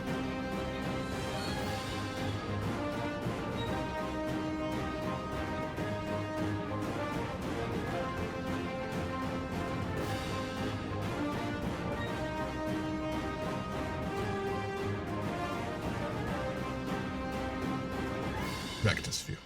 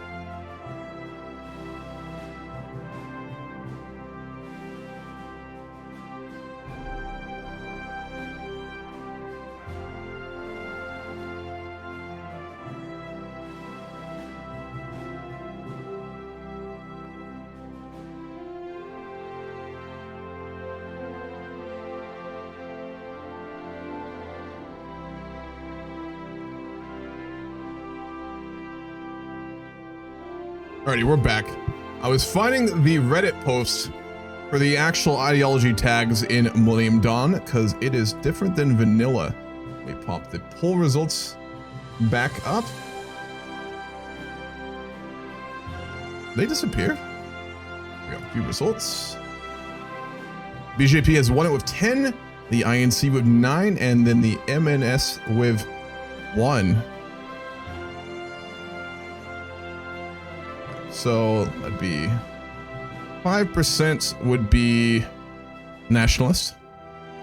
It would be. You trying to do math here? I'm gonna guesstimate it. We'll get it semi-close. So the BJP would be 50% of the vote. Hit the command again. Haven't done these ideology commands in so long.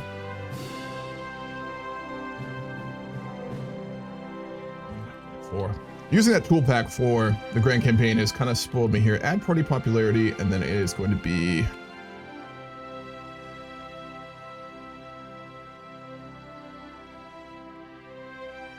They are non-aligned, which is just in. And then we'll do, it's already sitting. Let's see, 8, 12. Oh, just, it'll straight up do it to the BJP. Wow, okay. And then I'm going to give us some free political power here only for this purpose, because I'm going to shift it away from the communists a little bit. They're going to keep some of their popularity. I don't like to use cheats, but if it's for something like this, I don't mind. It's kind of interesting. All right. And then it would be a little less, around 45 for the INC, so they need another 20.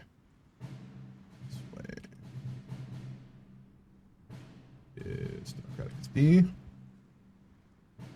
We'll do 20.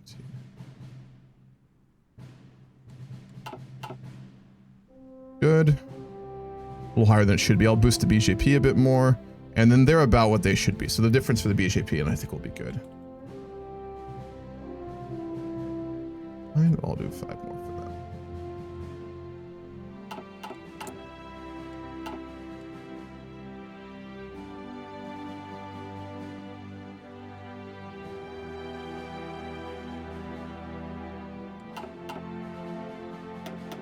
I know this is janky, but if it gets us where we need to be, it's fine. I wish there was a parliament and full election system in Millennium Dawn, but I know that's a huge ask. 30, 40, 50.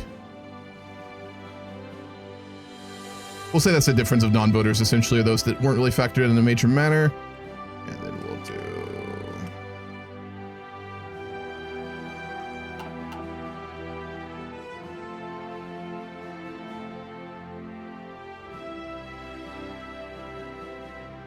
That seems about right. It's not exact, but it kind of represents more or less what the voting was. So we are good to go.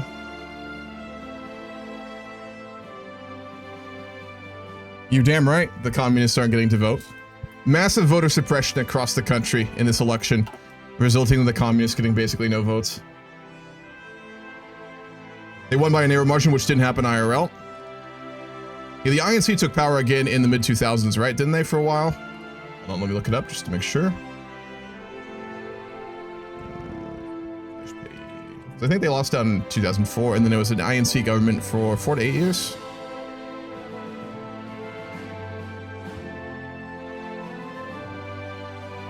Yep. Manmohan Singh. Yeah, wow, so 2014, it was 10 years, not 8 years. Okay.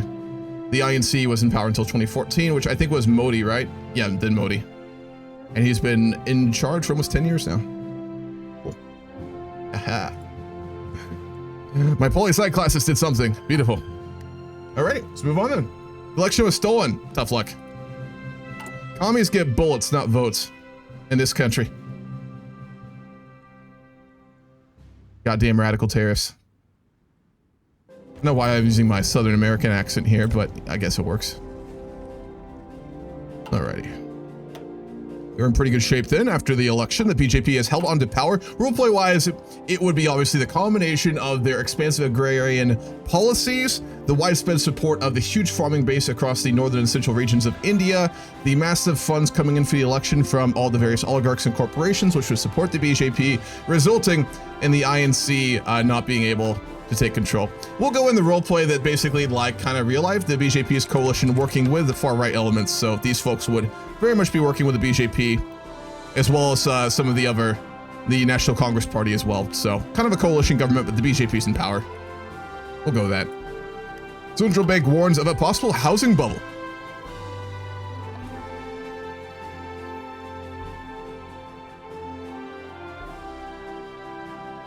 We'll cool down the markets. Aha! We got the good one! We increased the popularity with the small and medium business owners, and our economy has stayed in a boom. Beautiful.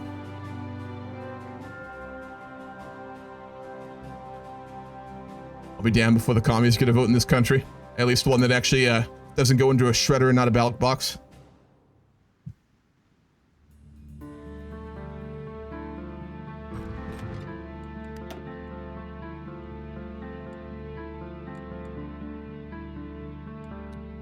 Inflation.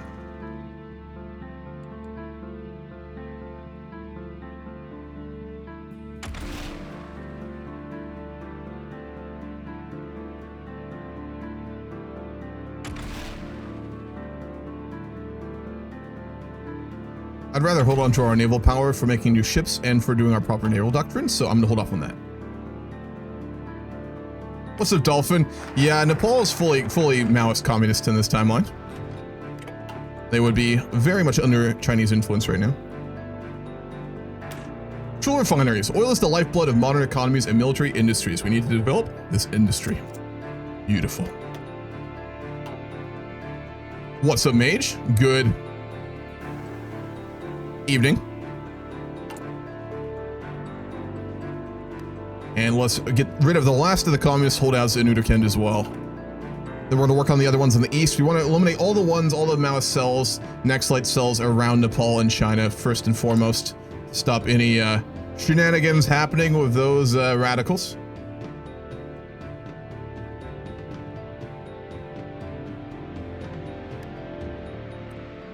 Ladies and gentlemen, we have another poll. We have another poll. We got a spicy one for you today. You are no longer Indian voters, I'm afraid. I guess you are technically, but that's not your primary purpose. Fuck you, Twitch. Let me change the poll.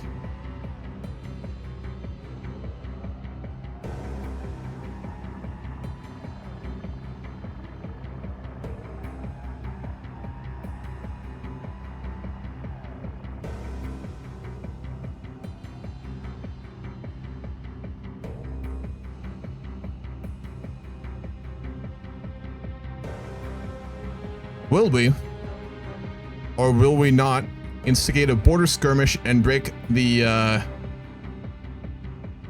not Ladakh Accord, what was it?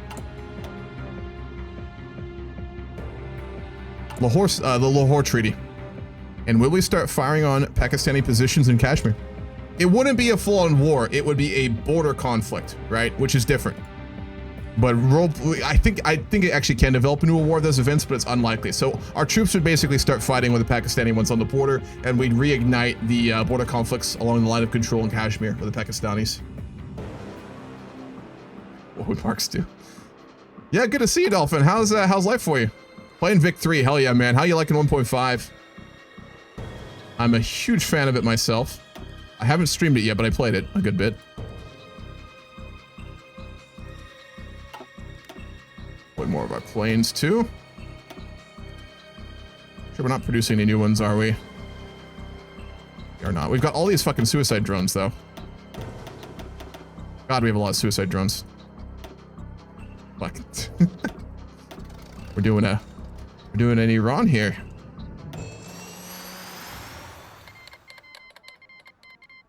Just turned 20 a few weeks ago. Happy birthday, Dolphin. Hell yeah, man.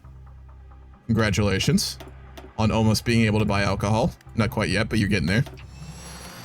Give it a year. You're still getting carded, Dolphin? Maybe move some of the troops on the Nepalese border to reinforce Punjab and Kashmir in preparation. Yeah, we're going to decide first. You guys can decide on this poll. Again, you're all military officers or advisors right now discussing this. And if we are going to instigate it, I'm going to move our good divisions to the border. And I'll probably change our division templates a little bit too. And then we're going to instigate a border conflict with our good troops. Too big to fail. Oh, God. Jesus fucking Christ, man.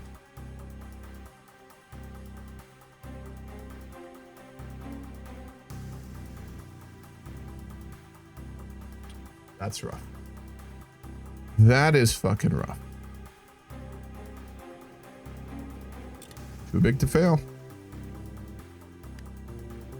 I will do a Kazakhstan playthrough in the future. It'll be probably a few months, Dullet. I will get to it, though. Definitely on my list. What's up, Gray? Good afternoon to you. Go in strength it is. At a meeting with the High Command in Delhi, discussions with BJP top party members, as well as Vajpayee in private, resulted in the discussion going along political bounds, which is that given the closeness of the last election, the requirement of a coalition government to retain power, and the rising popularity of the INC, the BJP and the Indian government needs to do a show of strength in order to preserve their political power, as well as get eyes away from the recent elections and the possible illegal election interference with communist voters in the east and northern regions of India. And as a result, we're going to begin some troop movements. See where it will start. Okay, so it'll be right here along the border of Srinagar. I'm going to get our best troops for this. It is mountain terrains, is it not? It is, one of them is urban. I'm going to min-max this shit, by the way. Look away if you do not like to min-max. Got 2 mountain terrain we'll put troops on. It'll probably just be that one border, which is going to be urban, though. Defense is higher. Combat width stacking for 42. I'm going to make us a 42 width division for this. We're going to be the aggressor. So actually, it would be us attacking mountains then, would it not? Yes, it would. Okay, that changes things.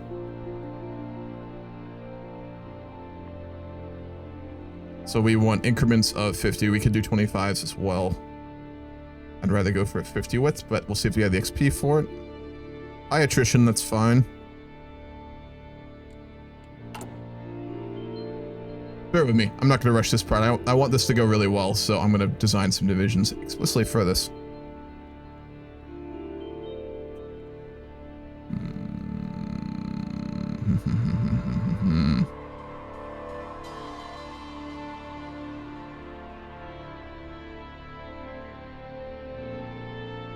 Wish we had more SP already for this. These is really just with APCs, which have pretty bad terrain debuffs where we're going, if I remember correctly.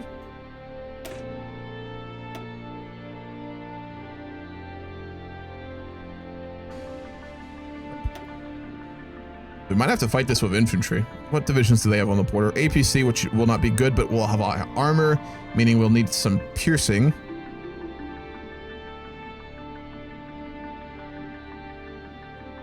These divisions aren't too bad. Fucking tanks. Okay.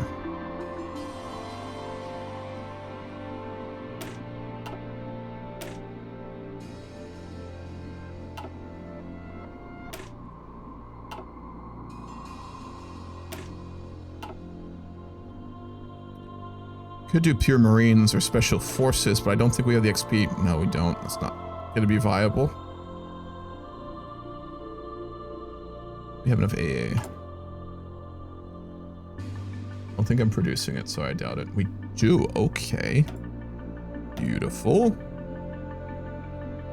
Tanks.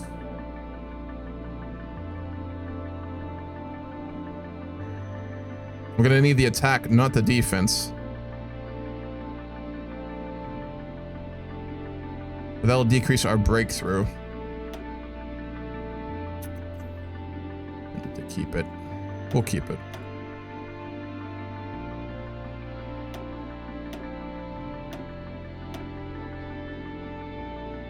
We're not over our limit for special forces. Nope.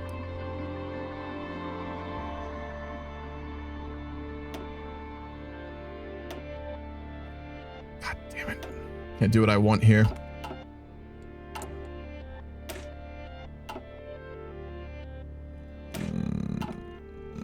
Nope. Or just run a pure special forces division in this conflict. That actually might be the meta play here. And I am going to meta this.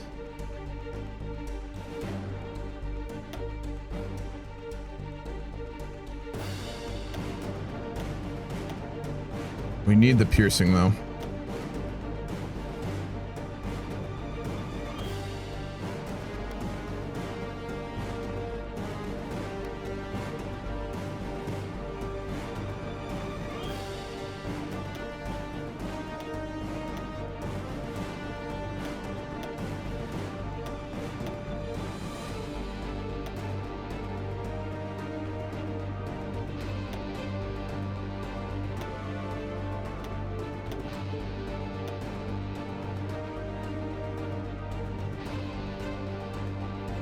We won't have air in the battle, so we actually don't need that.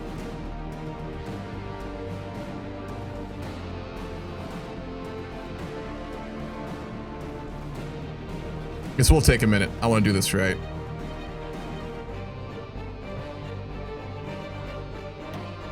No downside.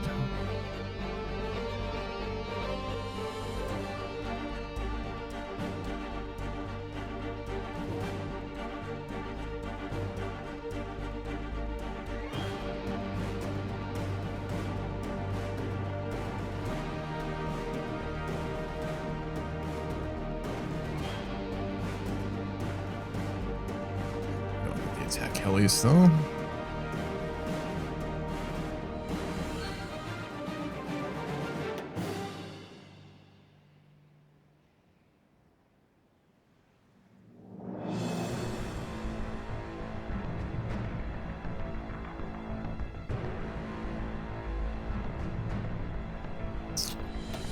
Not meta, not the best, but for the XP we have available to us, those divisions will do a pretty solid job, and I think will win us this border conflict.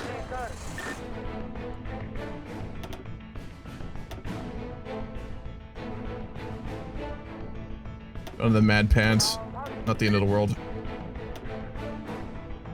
Again, in border conflicts, air is not a factor, if I remember correctly, so the end of the world.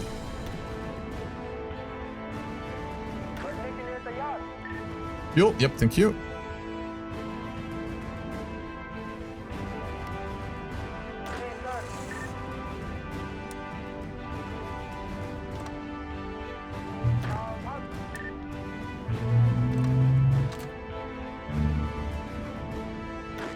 I think it's normally 4 divisions.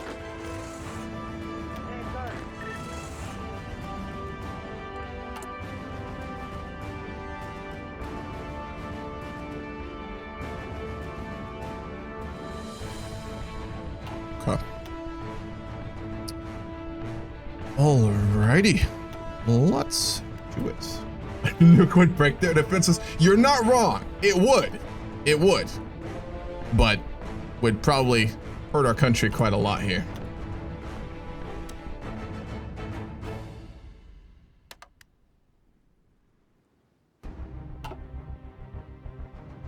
Okay. Planning bonus.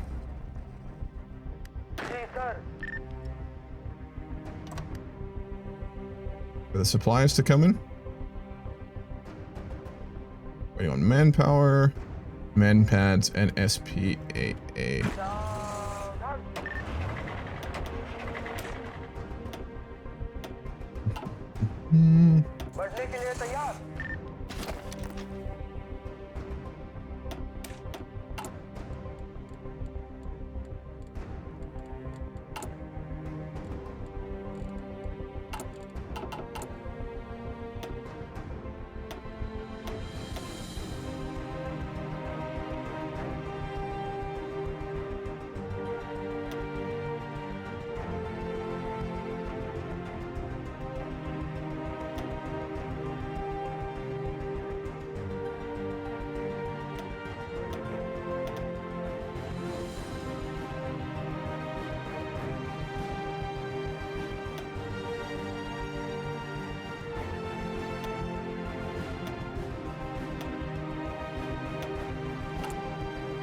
Okay. We're going to order some really good SPRD to make that unit even stronger. 90 days. All right, we're going to hit him in 90 days. That's when we're going to get all the paladins in. Paladins in. Let me do a few other things here.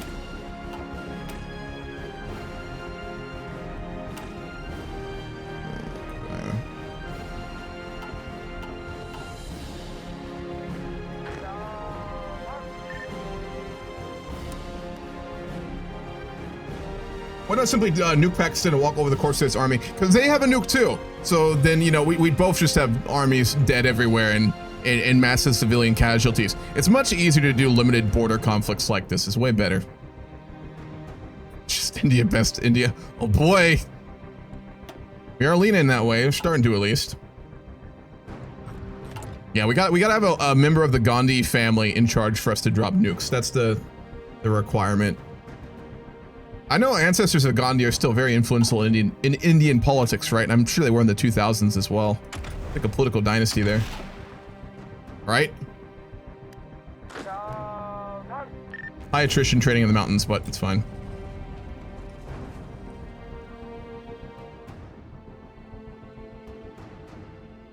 You made South Africa fascist one time. That was quite a journey. It sounds like it. In Millennium Dawn, I assume? It's easy to do in base game, but in Millennium Dawn, it's a real pain in the ass. I can say words. Okay.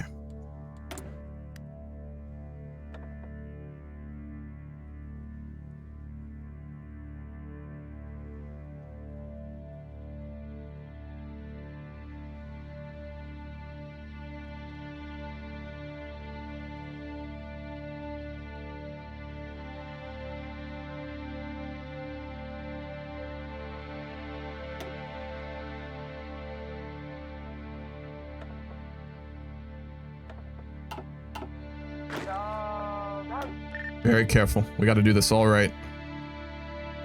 We're going to fight them on the border after the agreement. We got to do it right. I'm going to follow Furious. We want to attack, obviously.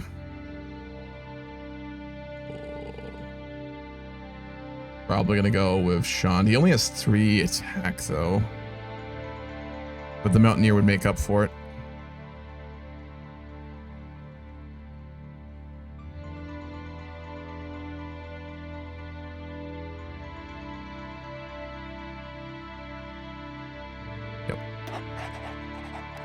He's the best option we have here.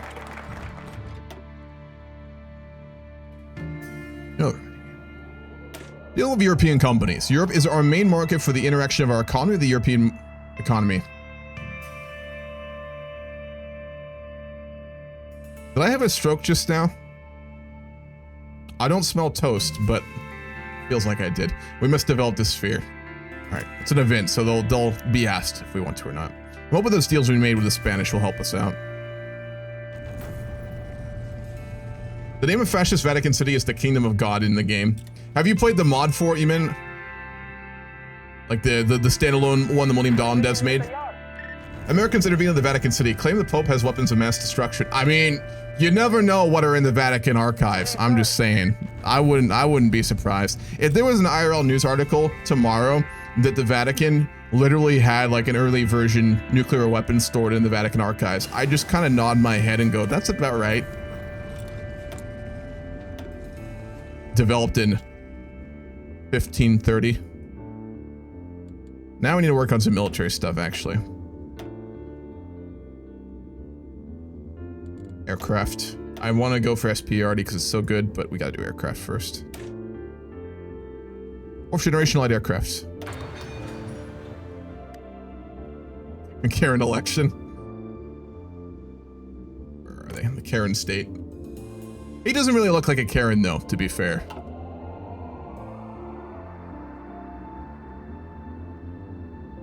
Looking.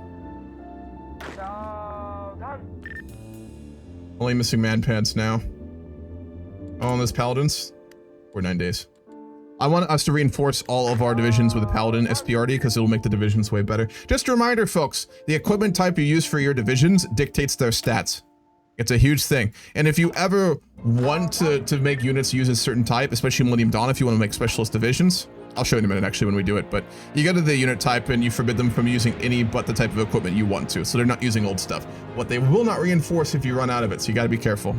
The best way to do it is only allow that time, let it reinforce, and allow them to use both kinds, and then if you lose it in battle, it'll reinforce to give you what you need with lower quality equipment. Just a reminder. Get better basic infantry equipment. Do it. It's way better. In base game, in all mods, and in HOI4. That shit adds up. Alright. Hoping we can get our training levels higher too. Yeah, rookies is not great. I want to at least at level 4 for all of them too. Okay. Building industry of India. Now India is capable of building itself up. Spain has accepted. Beautiful. And so has France.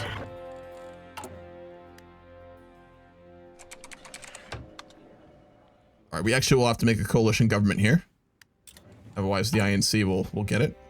We'll destroy all the political power we have. Or it's not quite yet. It'll show up in a few minutes. You don't need equipment if you just use the Brannigan maneuver. What the fuck is that? Yeah, the Indian voice lines are good, actually. I like them. We're not going to attack anyone. We're gonna play this safe. Try and make a coalition.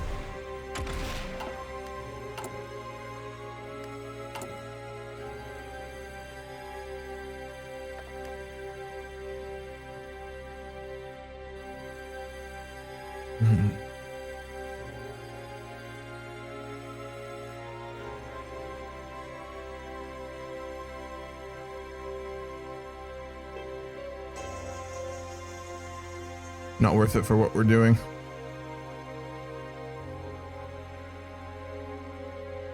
That's potentially useful, but we won't max out the combat with, so we won't have reserves, so that won't be useful. I think it's only 4 divisions you use in these border conflicts. Nah, the rest aren't worth it. I just sent wave after wave of my men to the killbots until they hit the present reset limit and shut down. I didn't watch a ton of Futurama. I watched some of it, so I don't know that one. It was a good show though. No controversial speakers. We got it. We got a good voting group here. Careful. Oh, Brannigan. Wasn't that fucking like crazy admiral from Futurama? Like narcissist. Wasn't that Brannigan? 17 days. We'll invite the NCP. Then we'll invite the Navira Sena. We don't have enough, so I'm going to use a small cheeky cheat code here.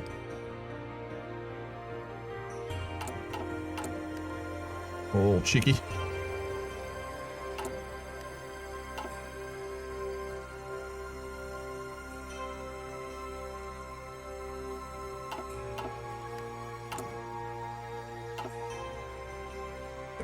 They won the elections, so we'll go with that. Which will give us a BJP government. Is that Brannigan? Yeah, of course. Giant narcissist, but he dressed well. Gotta give him that. Man did have some major drip. Yes. Just waiting on those paladins. How much of these do we get? 42 each, so that's around 200, which will meet all the needs we have. For elections, I will use console commands in Millennium Dawn, so I'm trying to represent the pool. There we go. I'll show you guys how to do this with equipment too. The horny dude that wore no pants. Yeah, I remember him. He's hard to forget.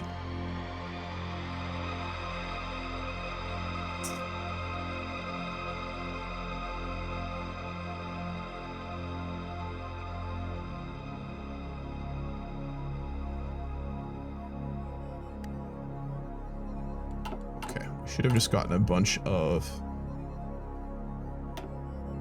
Aldens. Have we not? So I want SP already.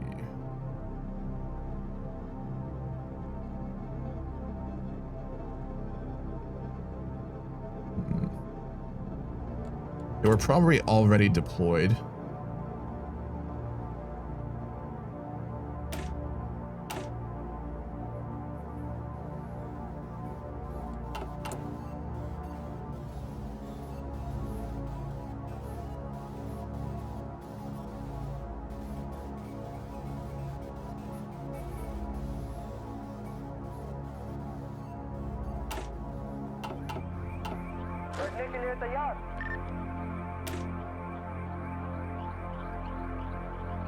Yeah, we've got him. Only a couple though. Oh. Because the support fort. Oh, okay, let's make this more interesting.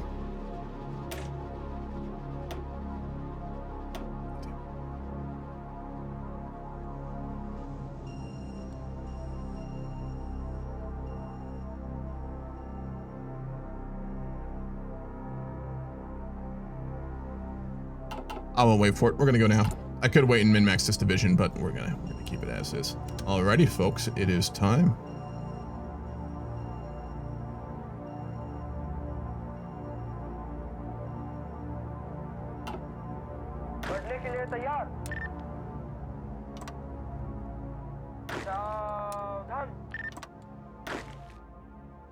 Last little bit go up from rookies, and then we'll start.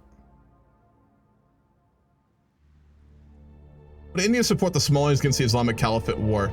Most likely, but I don't think they'd send troops. Not with the current government, at least. We've got our own issues we're doing here. Okay.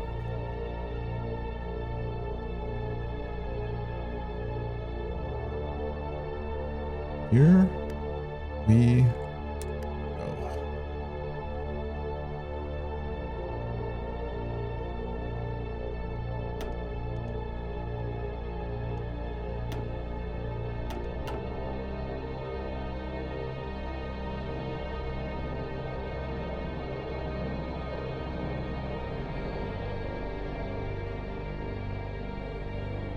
Normally you can't prepare this well for like a couple battles like this, but for border conflicts you can, so we're gonna do it right. This is we have the leisure here. Indian consumers are spending less. A recent report highlighted that the hardworking Indian people are increasingly worried about their future. We'll transfer funds and hope that it doesn't go down too much. Fast growth could be worse.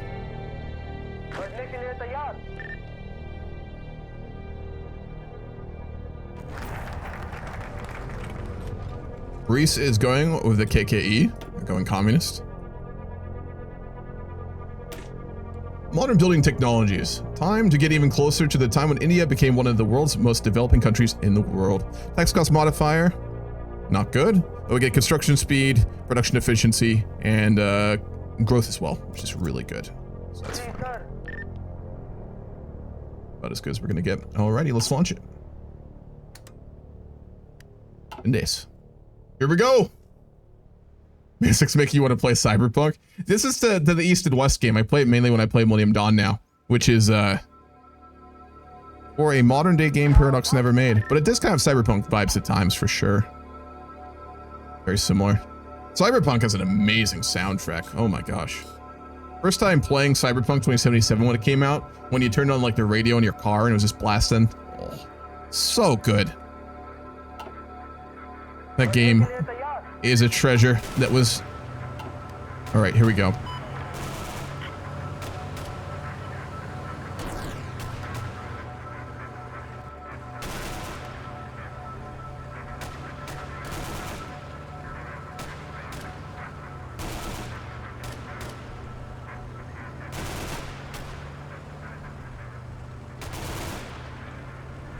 Who the fuck is this? Okay, it's 6 units, not 4, and I don't think I can change it after the start either.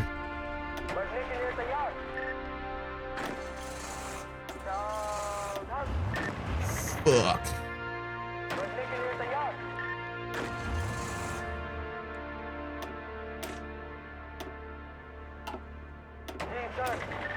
Try and switch around if I can. Nope. I'm gonna load the autosave. I know it's min-maxy, but this is a knowledge difference here. I thought it was only 4. I won't make new meta units. I'll just move some of our current ones up there and we'll go with that.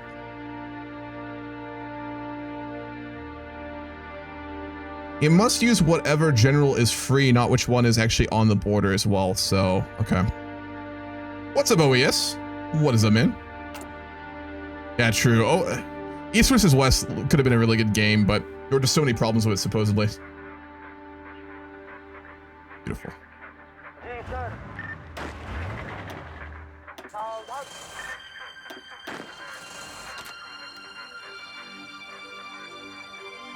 And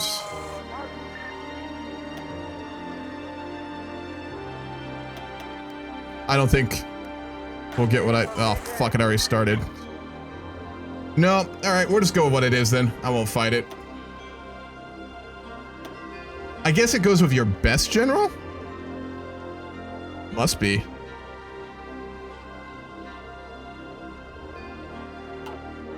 Alright, so be it. Hope for the best. I don't think we win this though. Not without the trade on him. Did I change the general? Nope.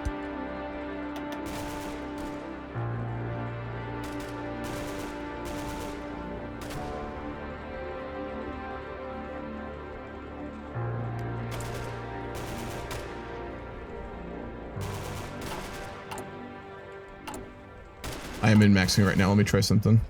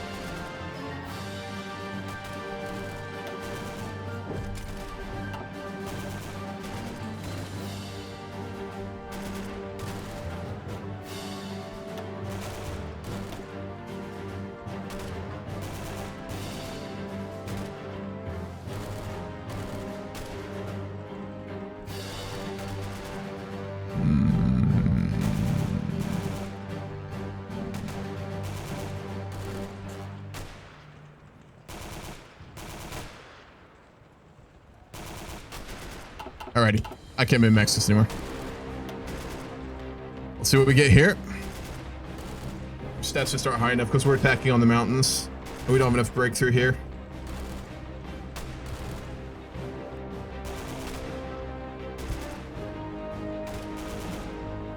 No way for me to expand the width. It's 80 total, and I made them...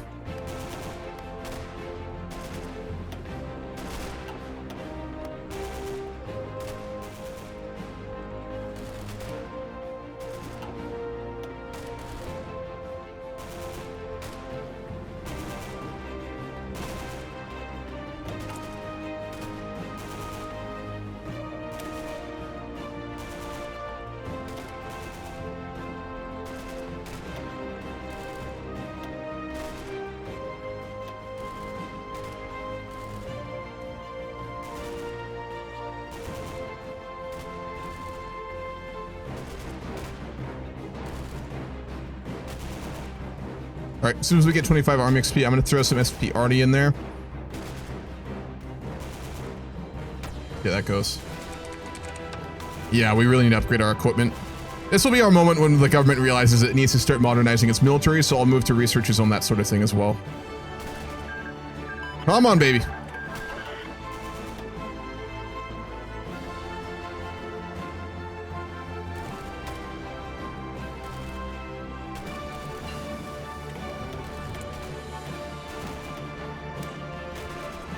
Yeah, look how far behind we are. God damn.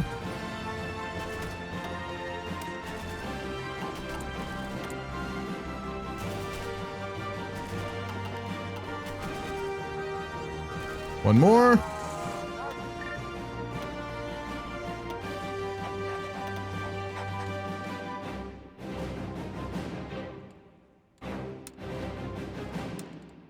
Do some ports.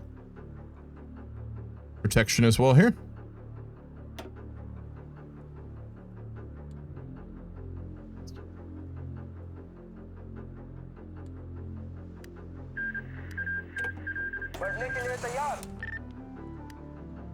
One more. Come on.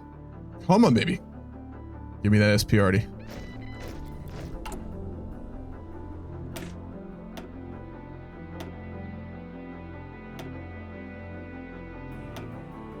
I'm going to replace those light infantry when we can here too. If those get those reinforcements quick enough, we might be able to outcompete their stats here. May I suggest, as general, can we buy 2,500 rifles of AK-74 from Russia? We're buying equipment now from the Americans, actually, but yes, it'd be a good idea. I've been importing SP already, but let's go to the arms market again.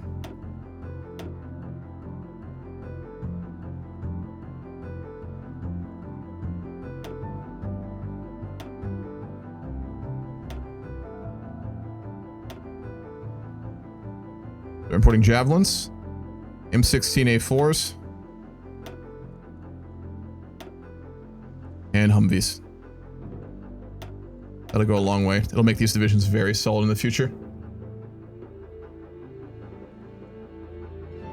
Well, I think we got the reinforcement supplies, did we? I think we did. Oh, let's go. Political power. God damn it, right when we need it too.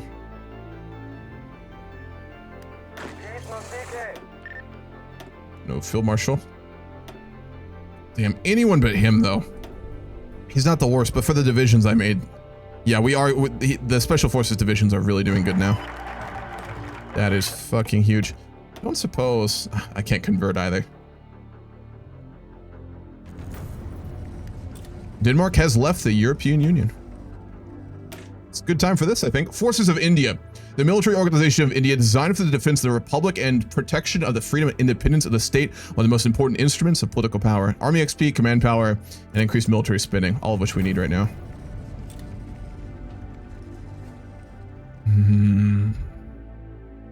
But Maxime, what about Belarus? As in, like, playing it, or just in general in this campaign?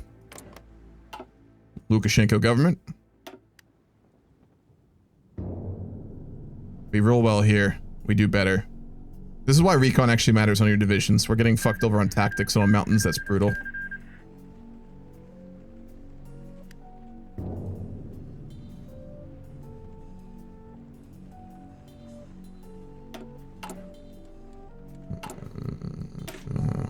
Signal, maybe.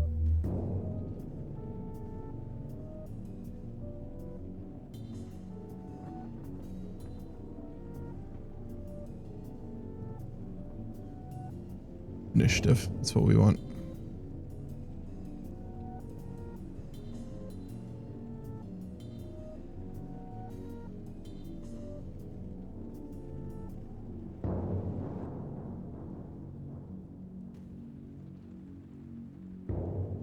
Or take the initiative. Huh. Let's try that.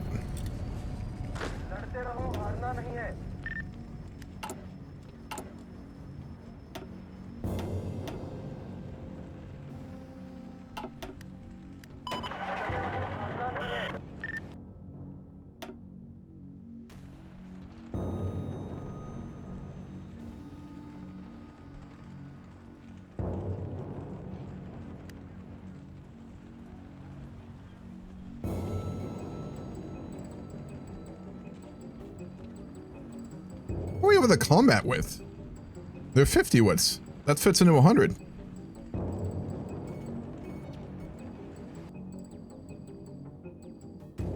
Or are their troops overstacking? But we should still be fine.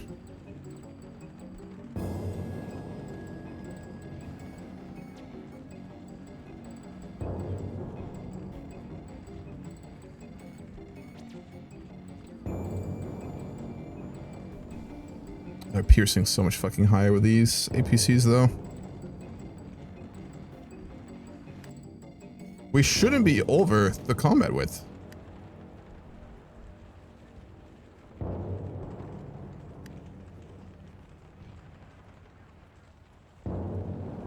102.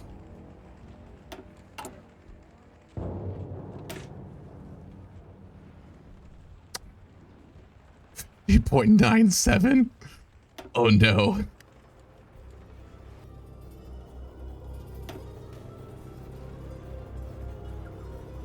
Ah, okay. I'm gonna remove the light and retreat, then we're fine. It's killing us right now. How long do we have? Come on, baby. You just micro min-maxing a small, tiny little border war. Peak Millennium Dawn right here. 48. We can run that. That won't be over. There it is. Let's go. Their combat widths are really not optimal.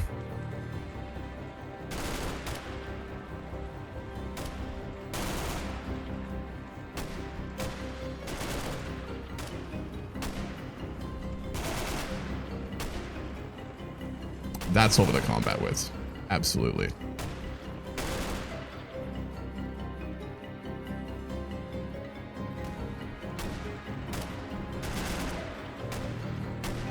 I might want to Space Marine this and throw some tanks or IFVs in there too, honestly.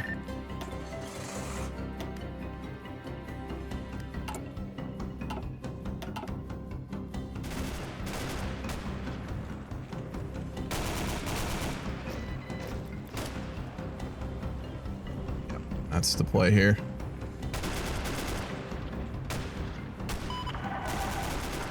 How long until we get that army XP? 23 days.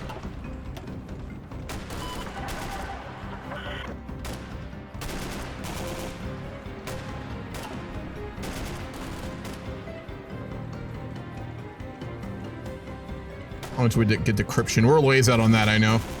53 days. Oh, big. Let's go. We've got the spy there, which is helping. Oh, that's green. That's a green bubble. I saw it. Let's get these fucking Space Marines in, and I think we have this in hand.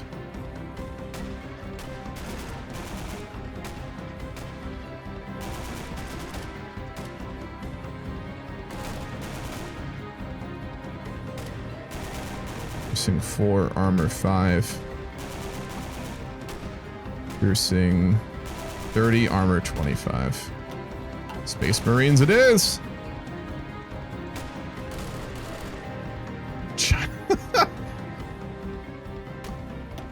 Gray being the average HOI4 player for a split second there.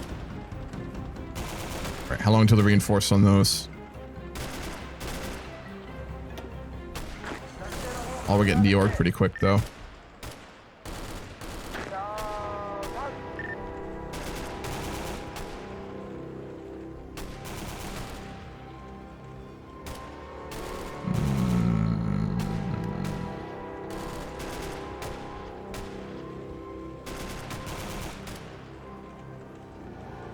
Sometimes you need to vent frustrations. Yeah, I get that. That's true. I get that.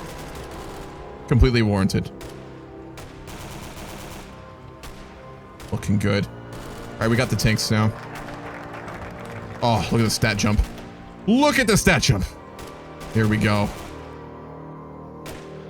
The new Indian Army. We must create a new concept of the Indian Army to adapt to modern realities. Actually, should we go Special Forces?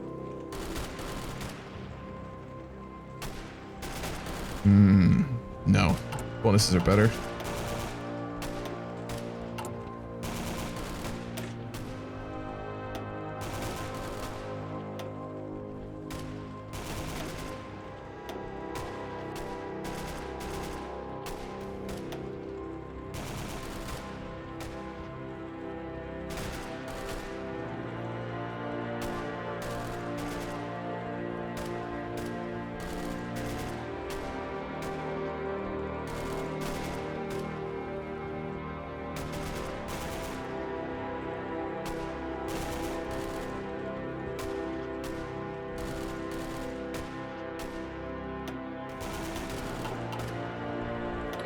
We will... Oh, okay, bugged. Never mind. I click that.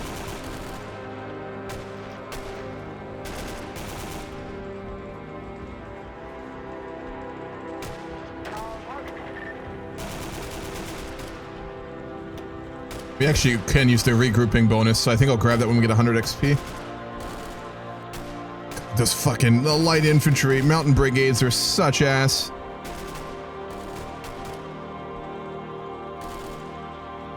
With the tanks, when they get reinforced, I think we can start to pierce these divisions. Look fancy.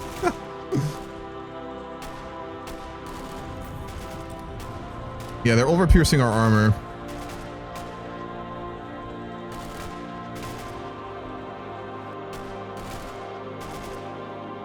Or are we piercing them?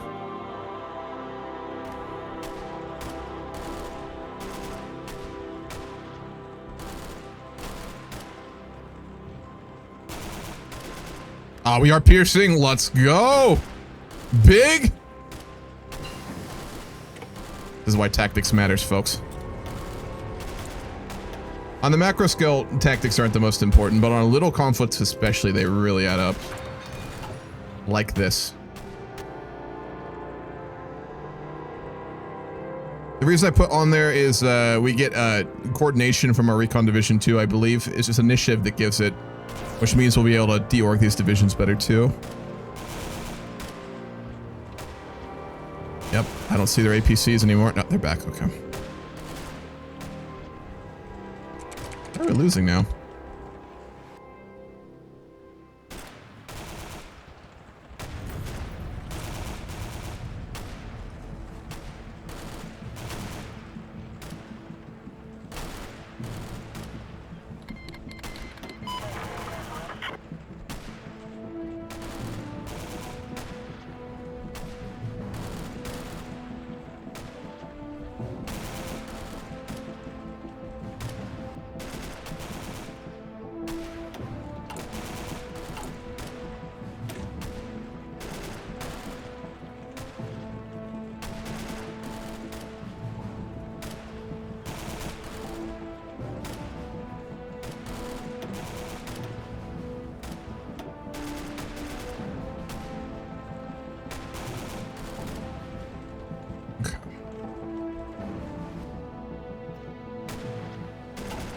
I know I'm really spending a lot of time on this, but these are so important, right? Roleplay wise, these border fights between Pakistan and India are basically whole wars in themselves. So losing them, in fact, base HOI4, if you fight a border war and you lose, it doesn't matter. But for us, given that we're roleplaying, this is such a big deal. It really is. Like, we gotta win this. We'd basically be considered to have lost the war almost if we lose this, and it'd be a huge embarrassment. Indian Special Forces. To perform special operations behind enemy lines or inside the country, we need to have trained special forces. Can we develop this into the war? Maybe. I don't want to, personally. We got a reasonable government right now. We're trying to do this for political clout, not for nuclear war. No, this is not multiplayer. Alrighty, let's build more network infrastructure. We have internet access for a lot of the northern region of the country now. And we'll keep expanding it as well. More productivity growth speed all across.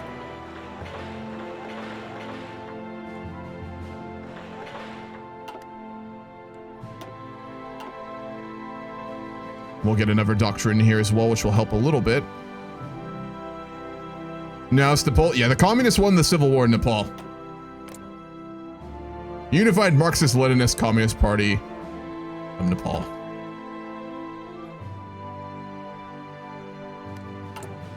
Getting a lot of military equipment right now. Okay, so we're getting SPRD, more SPRD. We can slow down on that actually. We're getting javelins, we're getting Humvees, we're getting M16s. Look for one more thing.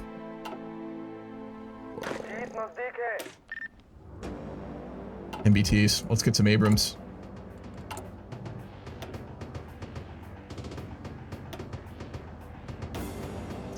Yes, please. That'll really up our piercing and breakthrough. I missed out as I was playing Stream World Builder. Nice, man. Hell yeah. Didn't miss out on anything. Fighting a border war right now with the Pakistanis in a line of control up in Kashmir. Right, we're about good on those. I am going to start transitioning us pretty heavily to military industrialization now. We're going to modernize our military. It's clearly very needed. We're having to import a lot of foreign arms right now, or even the basics.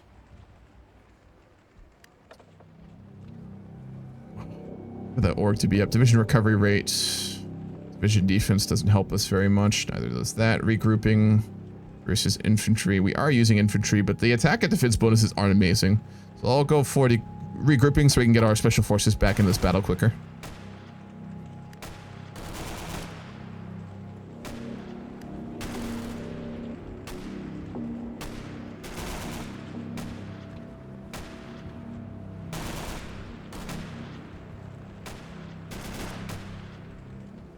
This may last a while, but I want all our stats to be at the best they can at the very least. Yeah, we are. I did a poll first stream, and we're gonna make America our main economic and trade partner. After they showed us support in our dealings with Pakistan in the recent war. Oh, the CIA would never coup a foreign government. What are you talking about? They're good friends of true Americans. We love the CIA here.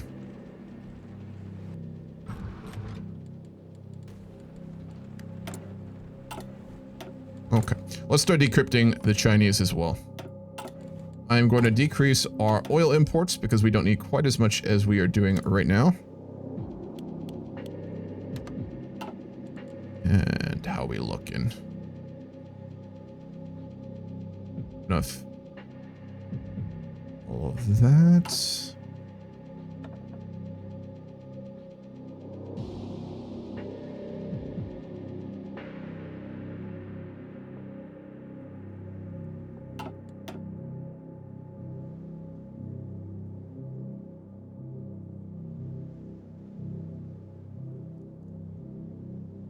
Those tank breakthrough bonuses. There it is. All right. Armored infantry focus. We'll start on that. Mech and armored, both of which are in those divisions, are going to get the org boost. Very nice. I would never. Don't you dare slander the CIA's name. I would never. Never. Will you take back Chinese Ladakh too? Definitely. Yeah.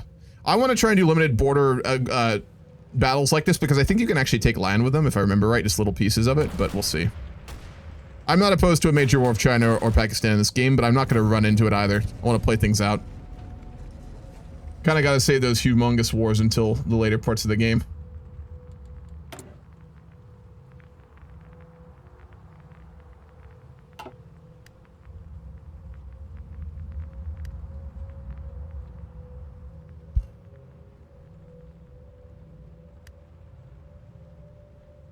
Just a raw stats different more than anything else.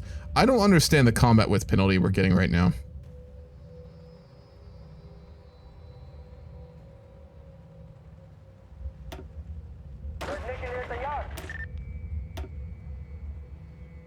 Never mind. I understand our penalty.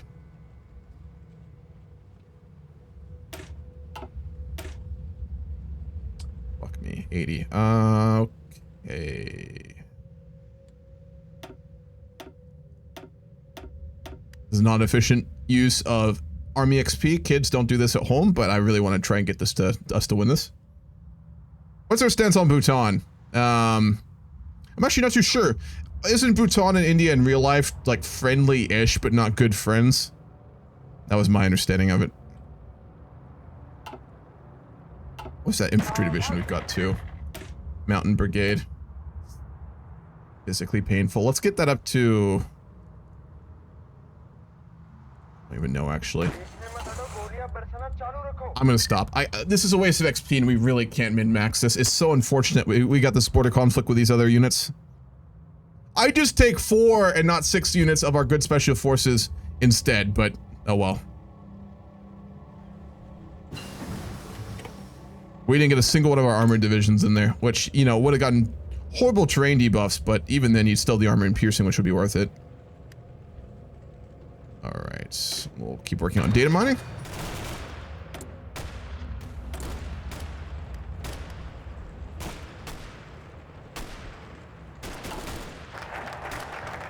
We'll keep getting Indian Special Forces. I think some of these focuses give us really good bonuses too. Let me see.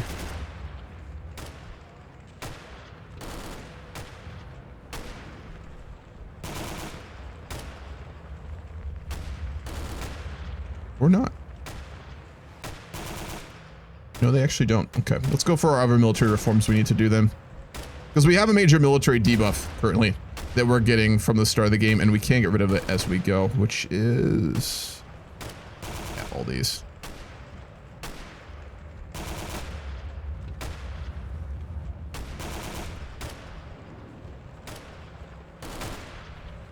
Straight down the middle. All right. Towards new military doctrine. It's time to admit that our military doctrine is long outdated. If we want to be invincible in a new millennium, we need to create a new military doctrine. I'll show you the debuff we've got that's killing us in this battle. Highly unorganized military is really fucking bad. And then highly corrupt military industry, which actually is not affecting our units directly. I thought there was another two. Copy. The water shortages are still hurting, but we can't get rid of those for another 8 years. Yeah, so it is mainly just this one.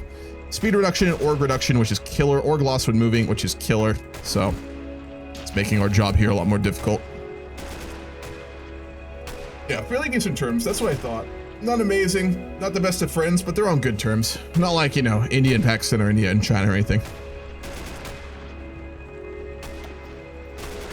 See if we're at least getting that new American equipment we're pulling in here. We are. We got javelins. And we got a couple M16s, not many. We've got a few.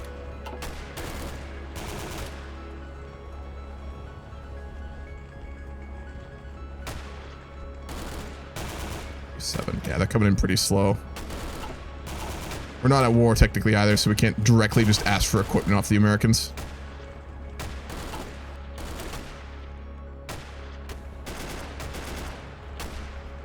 I've talked about this a little bit earlier, and I want to underline this. This isn't the most important thing in the world, but if, like, for example, you're playing Millennium Dawn and you do one of these border conflicts and you really want to try and min-max to make sure you win, it's about designing a good division, of course, for the terrain where you're going to be fighting, but it's also about, like, making sure you get the right equipment on them, which is why you should always put the units that you're fighting with on elite, so they always get the best gear, and then you should always max out upgrade. And then if you're playing Millennium Dawn in particular, import good weapons if you're not a major power from other countries like we're doing right now. And as a result, over time, your units will slowly be reinforced with a higher quality of equipment, because again, just a reminder, equipment types vary in quality and stats, right? Like the INSIS rifles that we have are significantly worse than M16s, just in stats across the board. So always very key to remember that. Even more important when you're dealing with armored vehicles, right? There's a big difference in the different eras and the different types of armor equipment in any of the mods, especially Millennium Dawn. So make sure that you keep an eye on that and that you're not just, you know, using outdated equipment and still think your stats are good. Really important to remember. Not important for everyone, but for some it will be.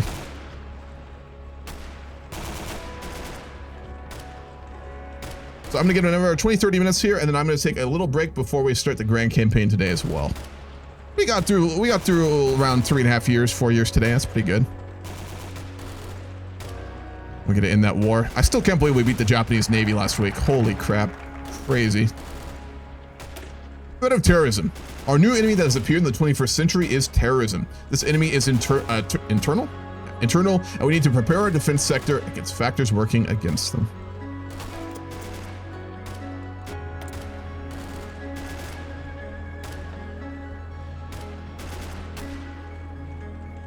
Officer Corps is the meta one. Sure, there's nothing else we need right now, though.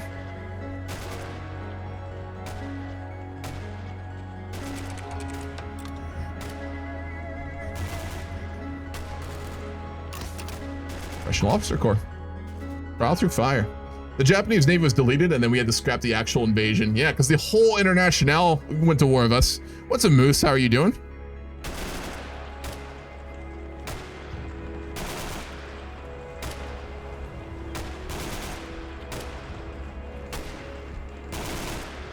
We're not overstacking now. Good.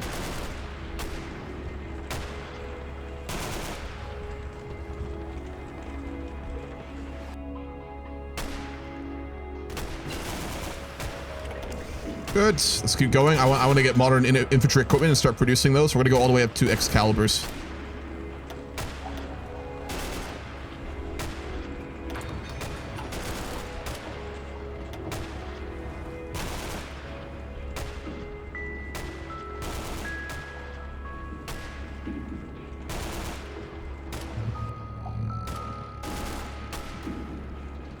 I swear something smells really bad in my room, but I cleaned it yesterday. Could be someone in the walls. You might have like mold or fungus or something like that. That's always possible.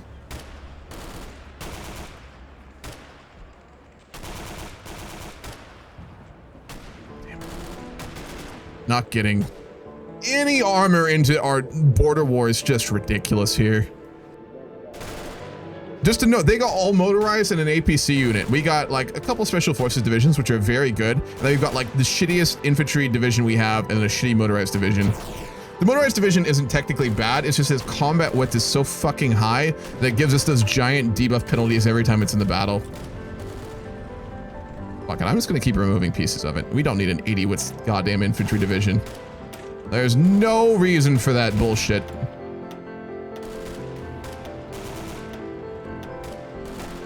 Way too much artillery, actually. Hold up.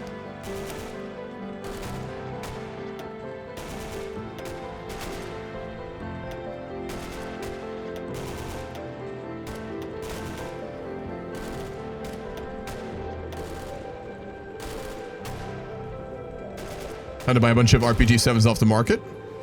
Oh yeah? We are importing better ATGMs, right? Because I think ours are dog shit. Let's go look. Oh no! 1965! What the fuck? Okay, if we're not importing those, we need to. No, I am. I'm buying javelins. Okay, it's just very slow. Awful. Awful. Strategic initiative. We must take the utmost strategic initiative in the region and be ready to strike preemptively against the enemy. Preparing for such a scenario is essential. More army XP, which we need. We're going to get that division down to 50 anyway, which is our main infantry division, so we need to do it regardless. And then I'm going to work on doctrine.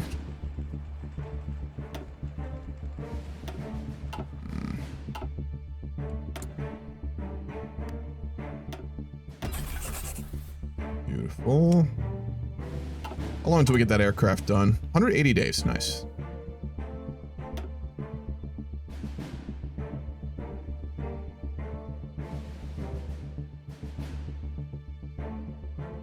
So hard ahead of time. It's almost worth it though. Do we get a bonus?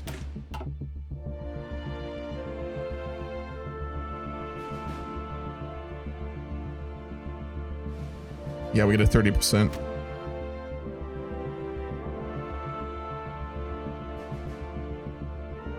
If we rush the development of Hal Tejas, we could get 5th gen probably by 2010, actually, which might be worth it, honestly. We don't have a lot of research slots. That's the offside. There's so many military technologies we need to research and modernize here. The full weight of just how far behind equipment-wise India is hitting the high command right now.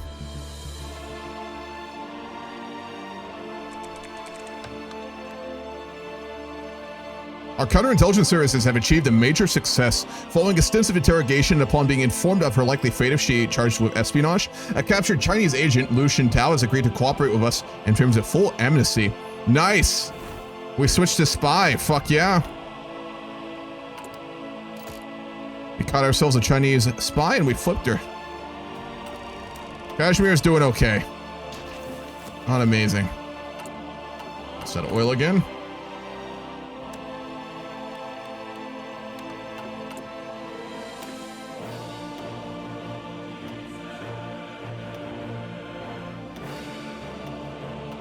Beautiful.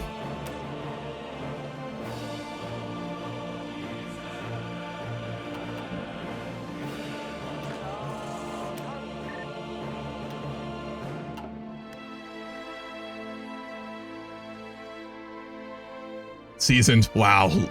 Look at those soldiers. They're getting so strong now.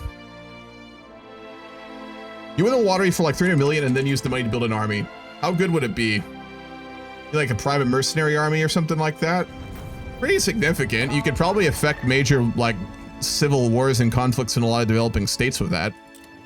You know, if you were careful. You could hire a lot of ex-military folks for stuff. For a country, not much. Wouldn't be huge.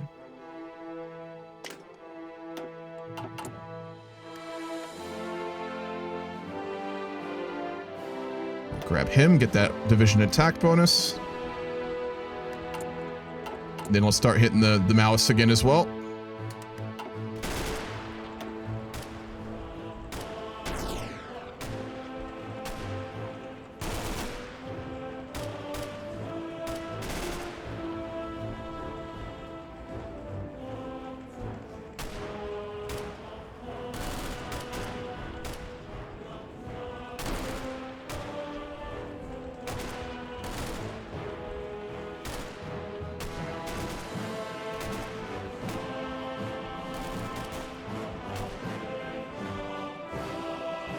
They're up pitting us.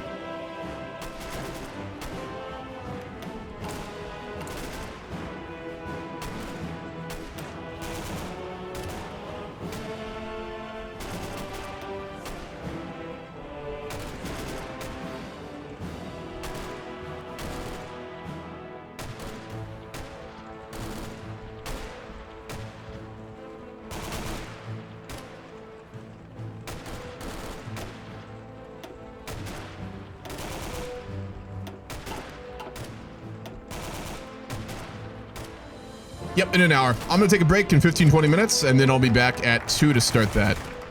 Good, we raided the Maoists successfully. Keep hitting them here over and over until we remove them entirely. We're getting a little bit more of a militarized government here due to all the internal and external threats.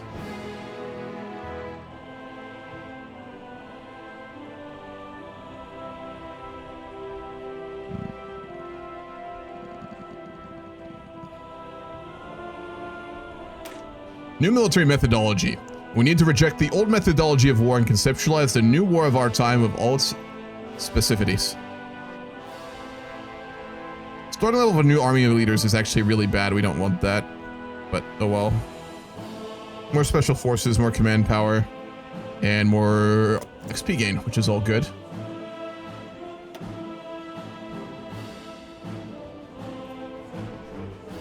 High command is currently Slinky in the corner from old stuff. Sinking in the corner from old stuff. Yeah, our equipment just isn't good enough. It really isn't.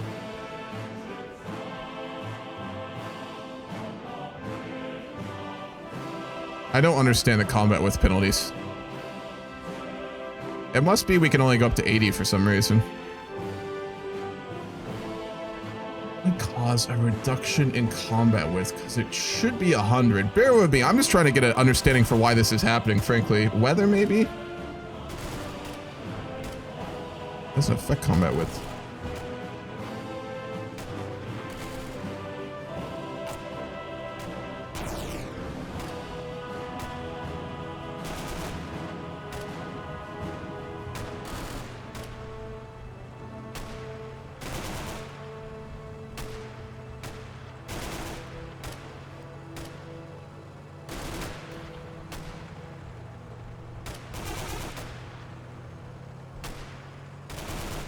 Don't understand.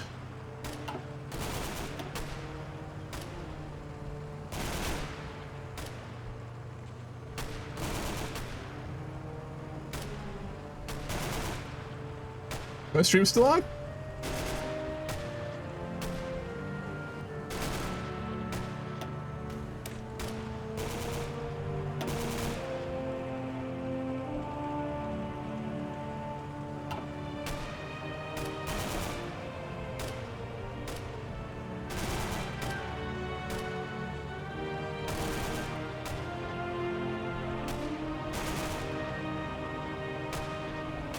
Power just went out for a moment.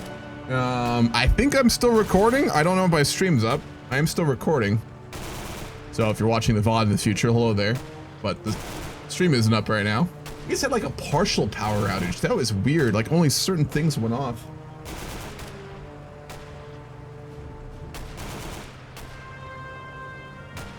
My router probably isn't on.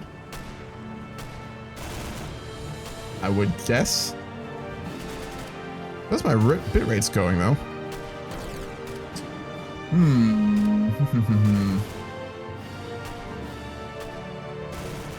There is no internet. Okay.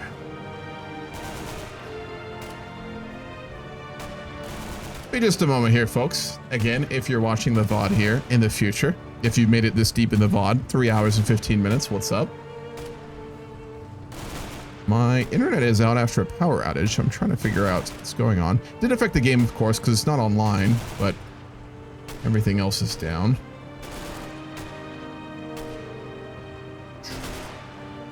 Let's see here. Internet up yet? It is up. Okay. What's going on? Mostly.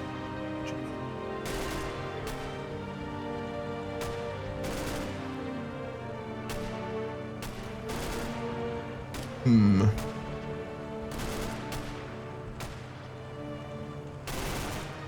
right, I'm gonna give my router 2 minutes here, and if it's not back on, I'm gonna have to go down and see if there was damage to it or anything like that. Got fried. It would suck.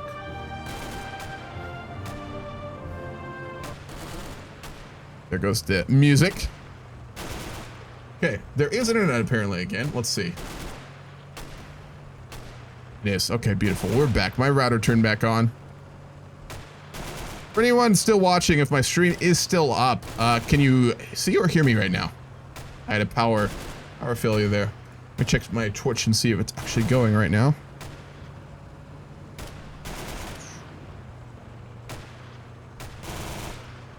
Okay, bitrate says it's up. OBS not updating. I have to restart OBS. I don't know if there's an issue due to how that happened. I'll look to see if it's actually on Twitch right now. Or if it is a black screen. Apparently it's up.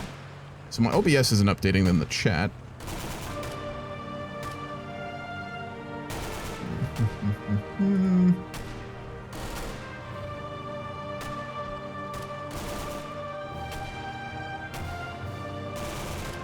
There we go. What's up, folks? Can you hear me? I can see chat again now.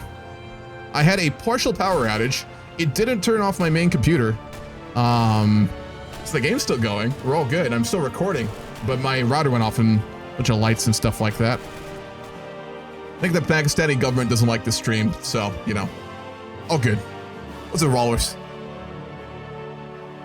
Could you see and hear that whole time, or did it go off for a little while? Because I think my internet was off. Either way, we're good. That's all that matters. Maoist backlash to our hitting of them, but I think we still did lower their influence there. Yeah, for real though. The things that went off and didn't went off were pretty weird, I'm not gonna lie. We have our first air doctrine and our first naval doctrine. I'm not deciding this yet. We'll do that next week, I think. Same with air.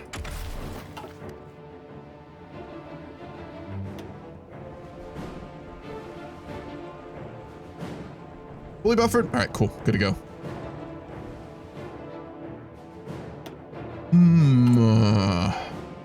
Keep working on the rating of the next lights.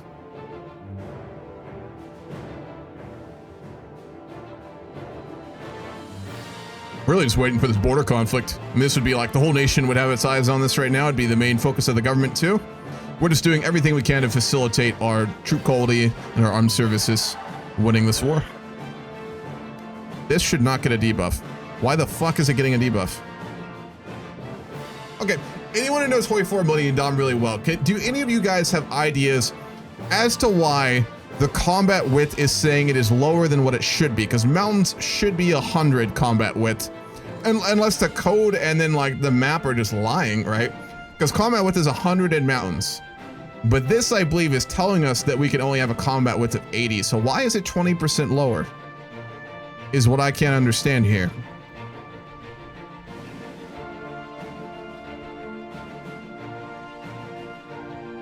So I want to try and figure this out. If I can't, it's whatever. But this is a really big deal, actually. You know, like Hoi, fair enough, man. What could it be? I want to say it's like a debuff for something with a national policy, but I've checked them and it's not.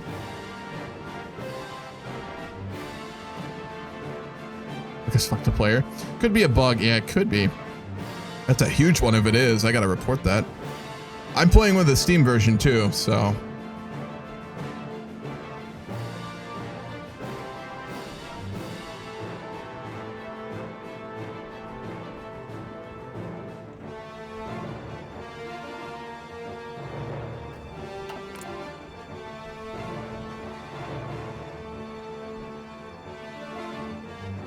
They have one?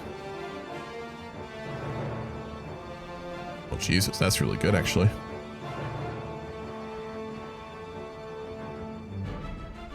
Nope. Doesn't look like it. One moment, let me stream really quickly.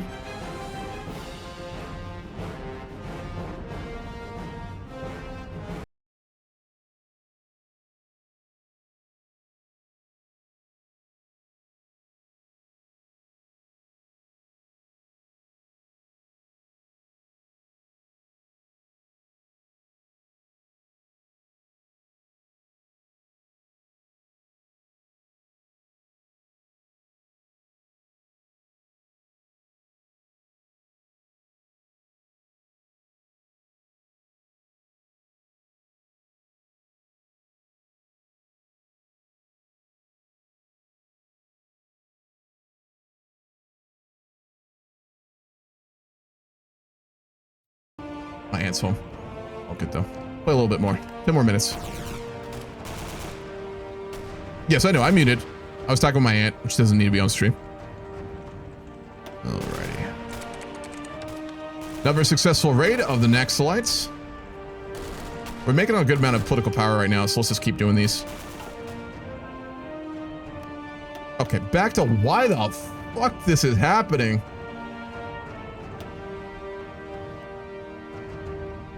Military fund now? None of this should be affecting combat width, though. Combat width is pretty fucking static. It's gotta be a bug. It's the only thing I can think of.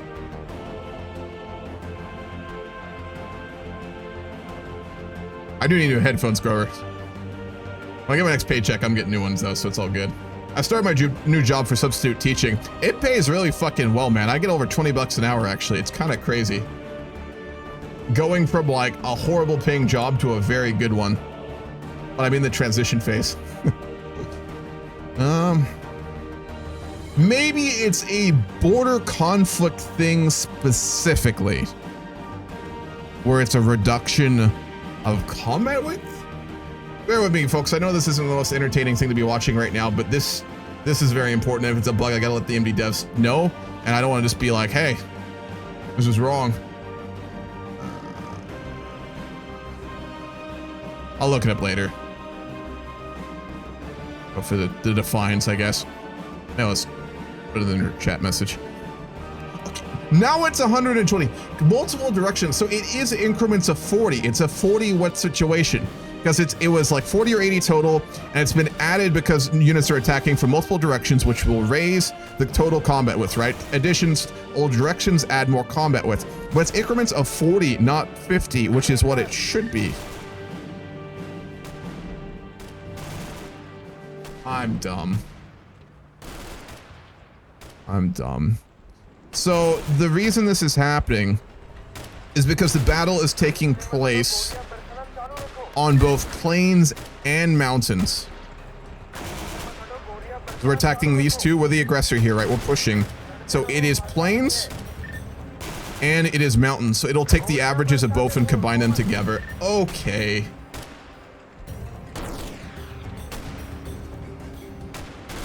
That's gotta be what it is. Think. It's the only thing I can think of here. And I know combat width does strange things like that. Either way, it makes this battle go a lot worse for us, which sucks. So that's unfortunate. Minimum wage?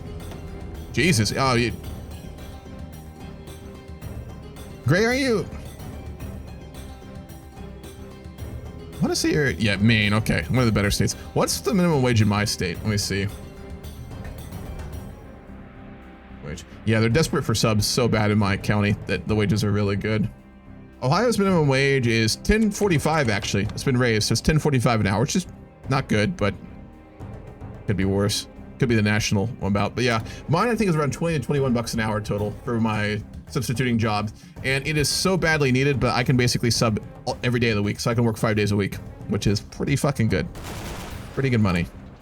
It is very tiring. Public school kids can be a little fucking mean. especially the substitutes, but it's what it is. For that money, I don't give a shit. 7 hours a day, Denise. Little, something like that, 7 to 8.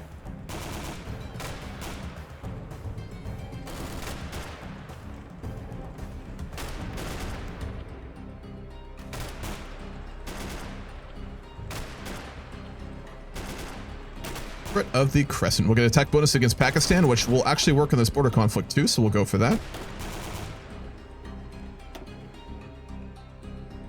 We have all those suicide drones as well that I don't know what we're going to even do with. They'll be useful in a major war like with Pakistan or China. China especially.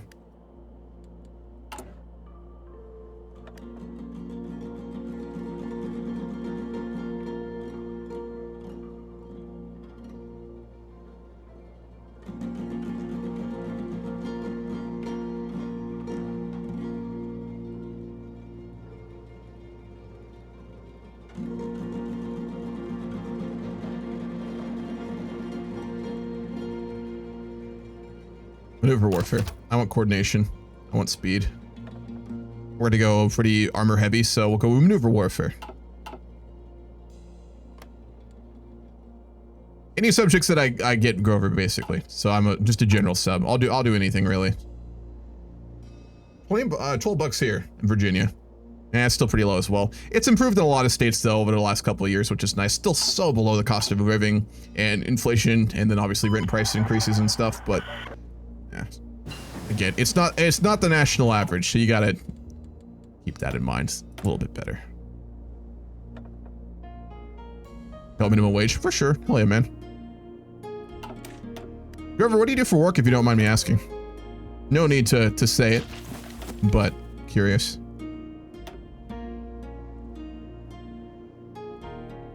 Our GDP is up to 5.5 trillion, fantastic. Almost a 5,000 GDP per capita, and our productivity is up to 841. In almost 4 years today, we have done so much for the country. Unemployment rate is still brutally high, but we are running a surplus in government. We have overhauled our military. We've massively increased the economy. Our research is through the roof, and we're modernizing our military equipment. So we're walking away today in pretty good shape. Way better shape than we were last week. Oh, there we go. Their stats are starting to bump up here. I don't know if America does this, but in the Swedish schools, we do this thing where all students have to get a job for a week while not getting paid. The fuck? I decided to go as a substitute teacher for my week, and Jesus, it's tiring. It is tiring. Oh yeah, you get home tired, but hey, it's good, man. Beats a lot of jobs around here, at least. More rating of the next lights. Unpaid though. I don't know about all that.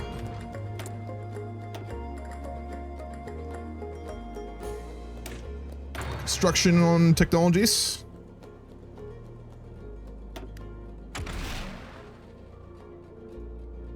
For Marines.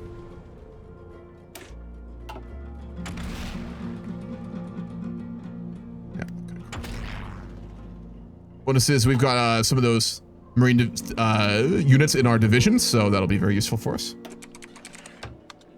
Oh, it's snowing where you're at. Hell yeah, man. I love the snow. For like the first time, and then it's just not fun anymore. If you don't have to drive, snow is amazing. When you're driving, it loses its appeal very quickly. Anti-terrorist raids. Raids against terrorists should become commonplace for internal troops. The Islamists are destabilizing our situation. We must uproot them from our land. Beautiful. The shipyard. Really, man? At the shipyard I worked at, I was a patrol rifle guard, so my day just consisted of me wearing body armor and walking around with an AR-15. Hell yeah. Grover, are you private security or are you still active military? You know, I thought about saying it, but your beard made me think you did something military, man. You got that well-groomed but like badass fucking beard that's very common with that line. No military, private security. Fuck yeah, man. Nice. That's a pretty interesting gig though, especially if you didn't have a military career beforehand. How'd you get into it? What got you interested in it or led you down that route in life? There we go. Yeah, he does have major military vibes. 100%.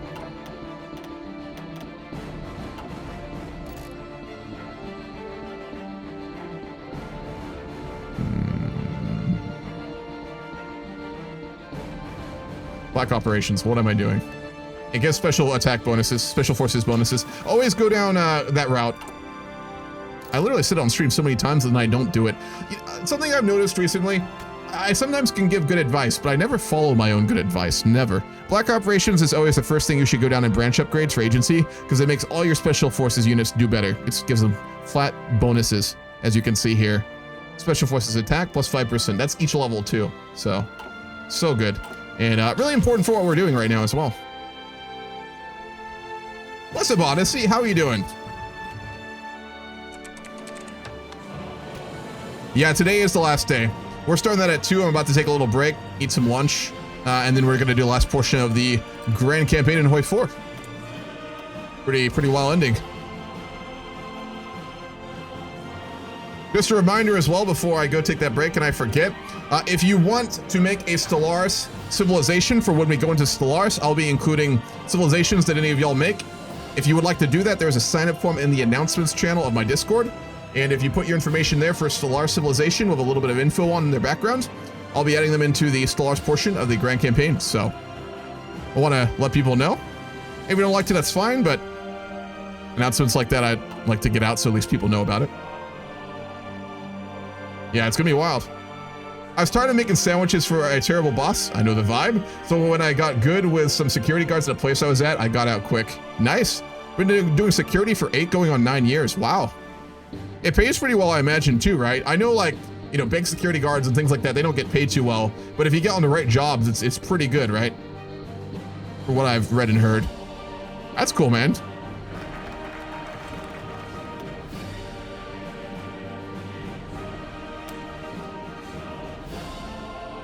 Counterterrorism trainings. We must prepare the population, the Ministry of Emergency Situations, and the police force of counterterrorism measures that will be applied if there is a threat. This is an important aspect of public safety. Beautiful. Started off with a small company for a while, but if you can get on a government contracts, that's where the money is. Nice, man. That's fucking sweet. Good on you, dude. Hell yeah.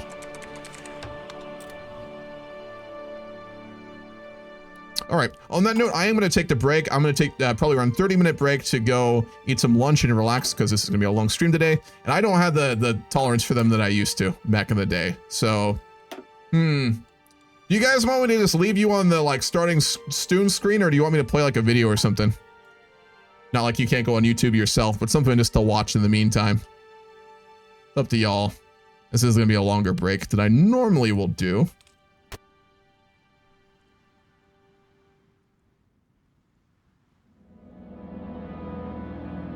Here's a good one. For those who want to stick around, Camilla.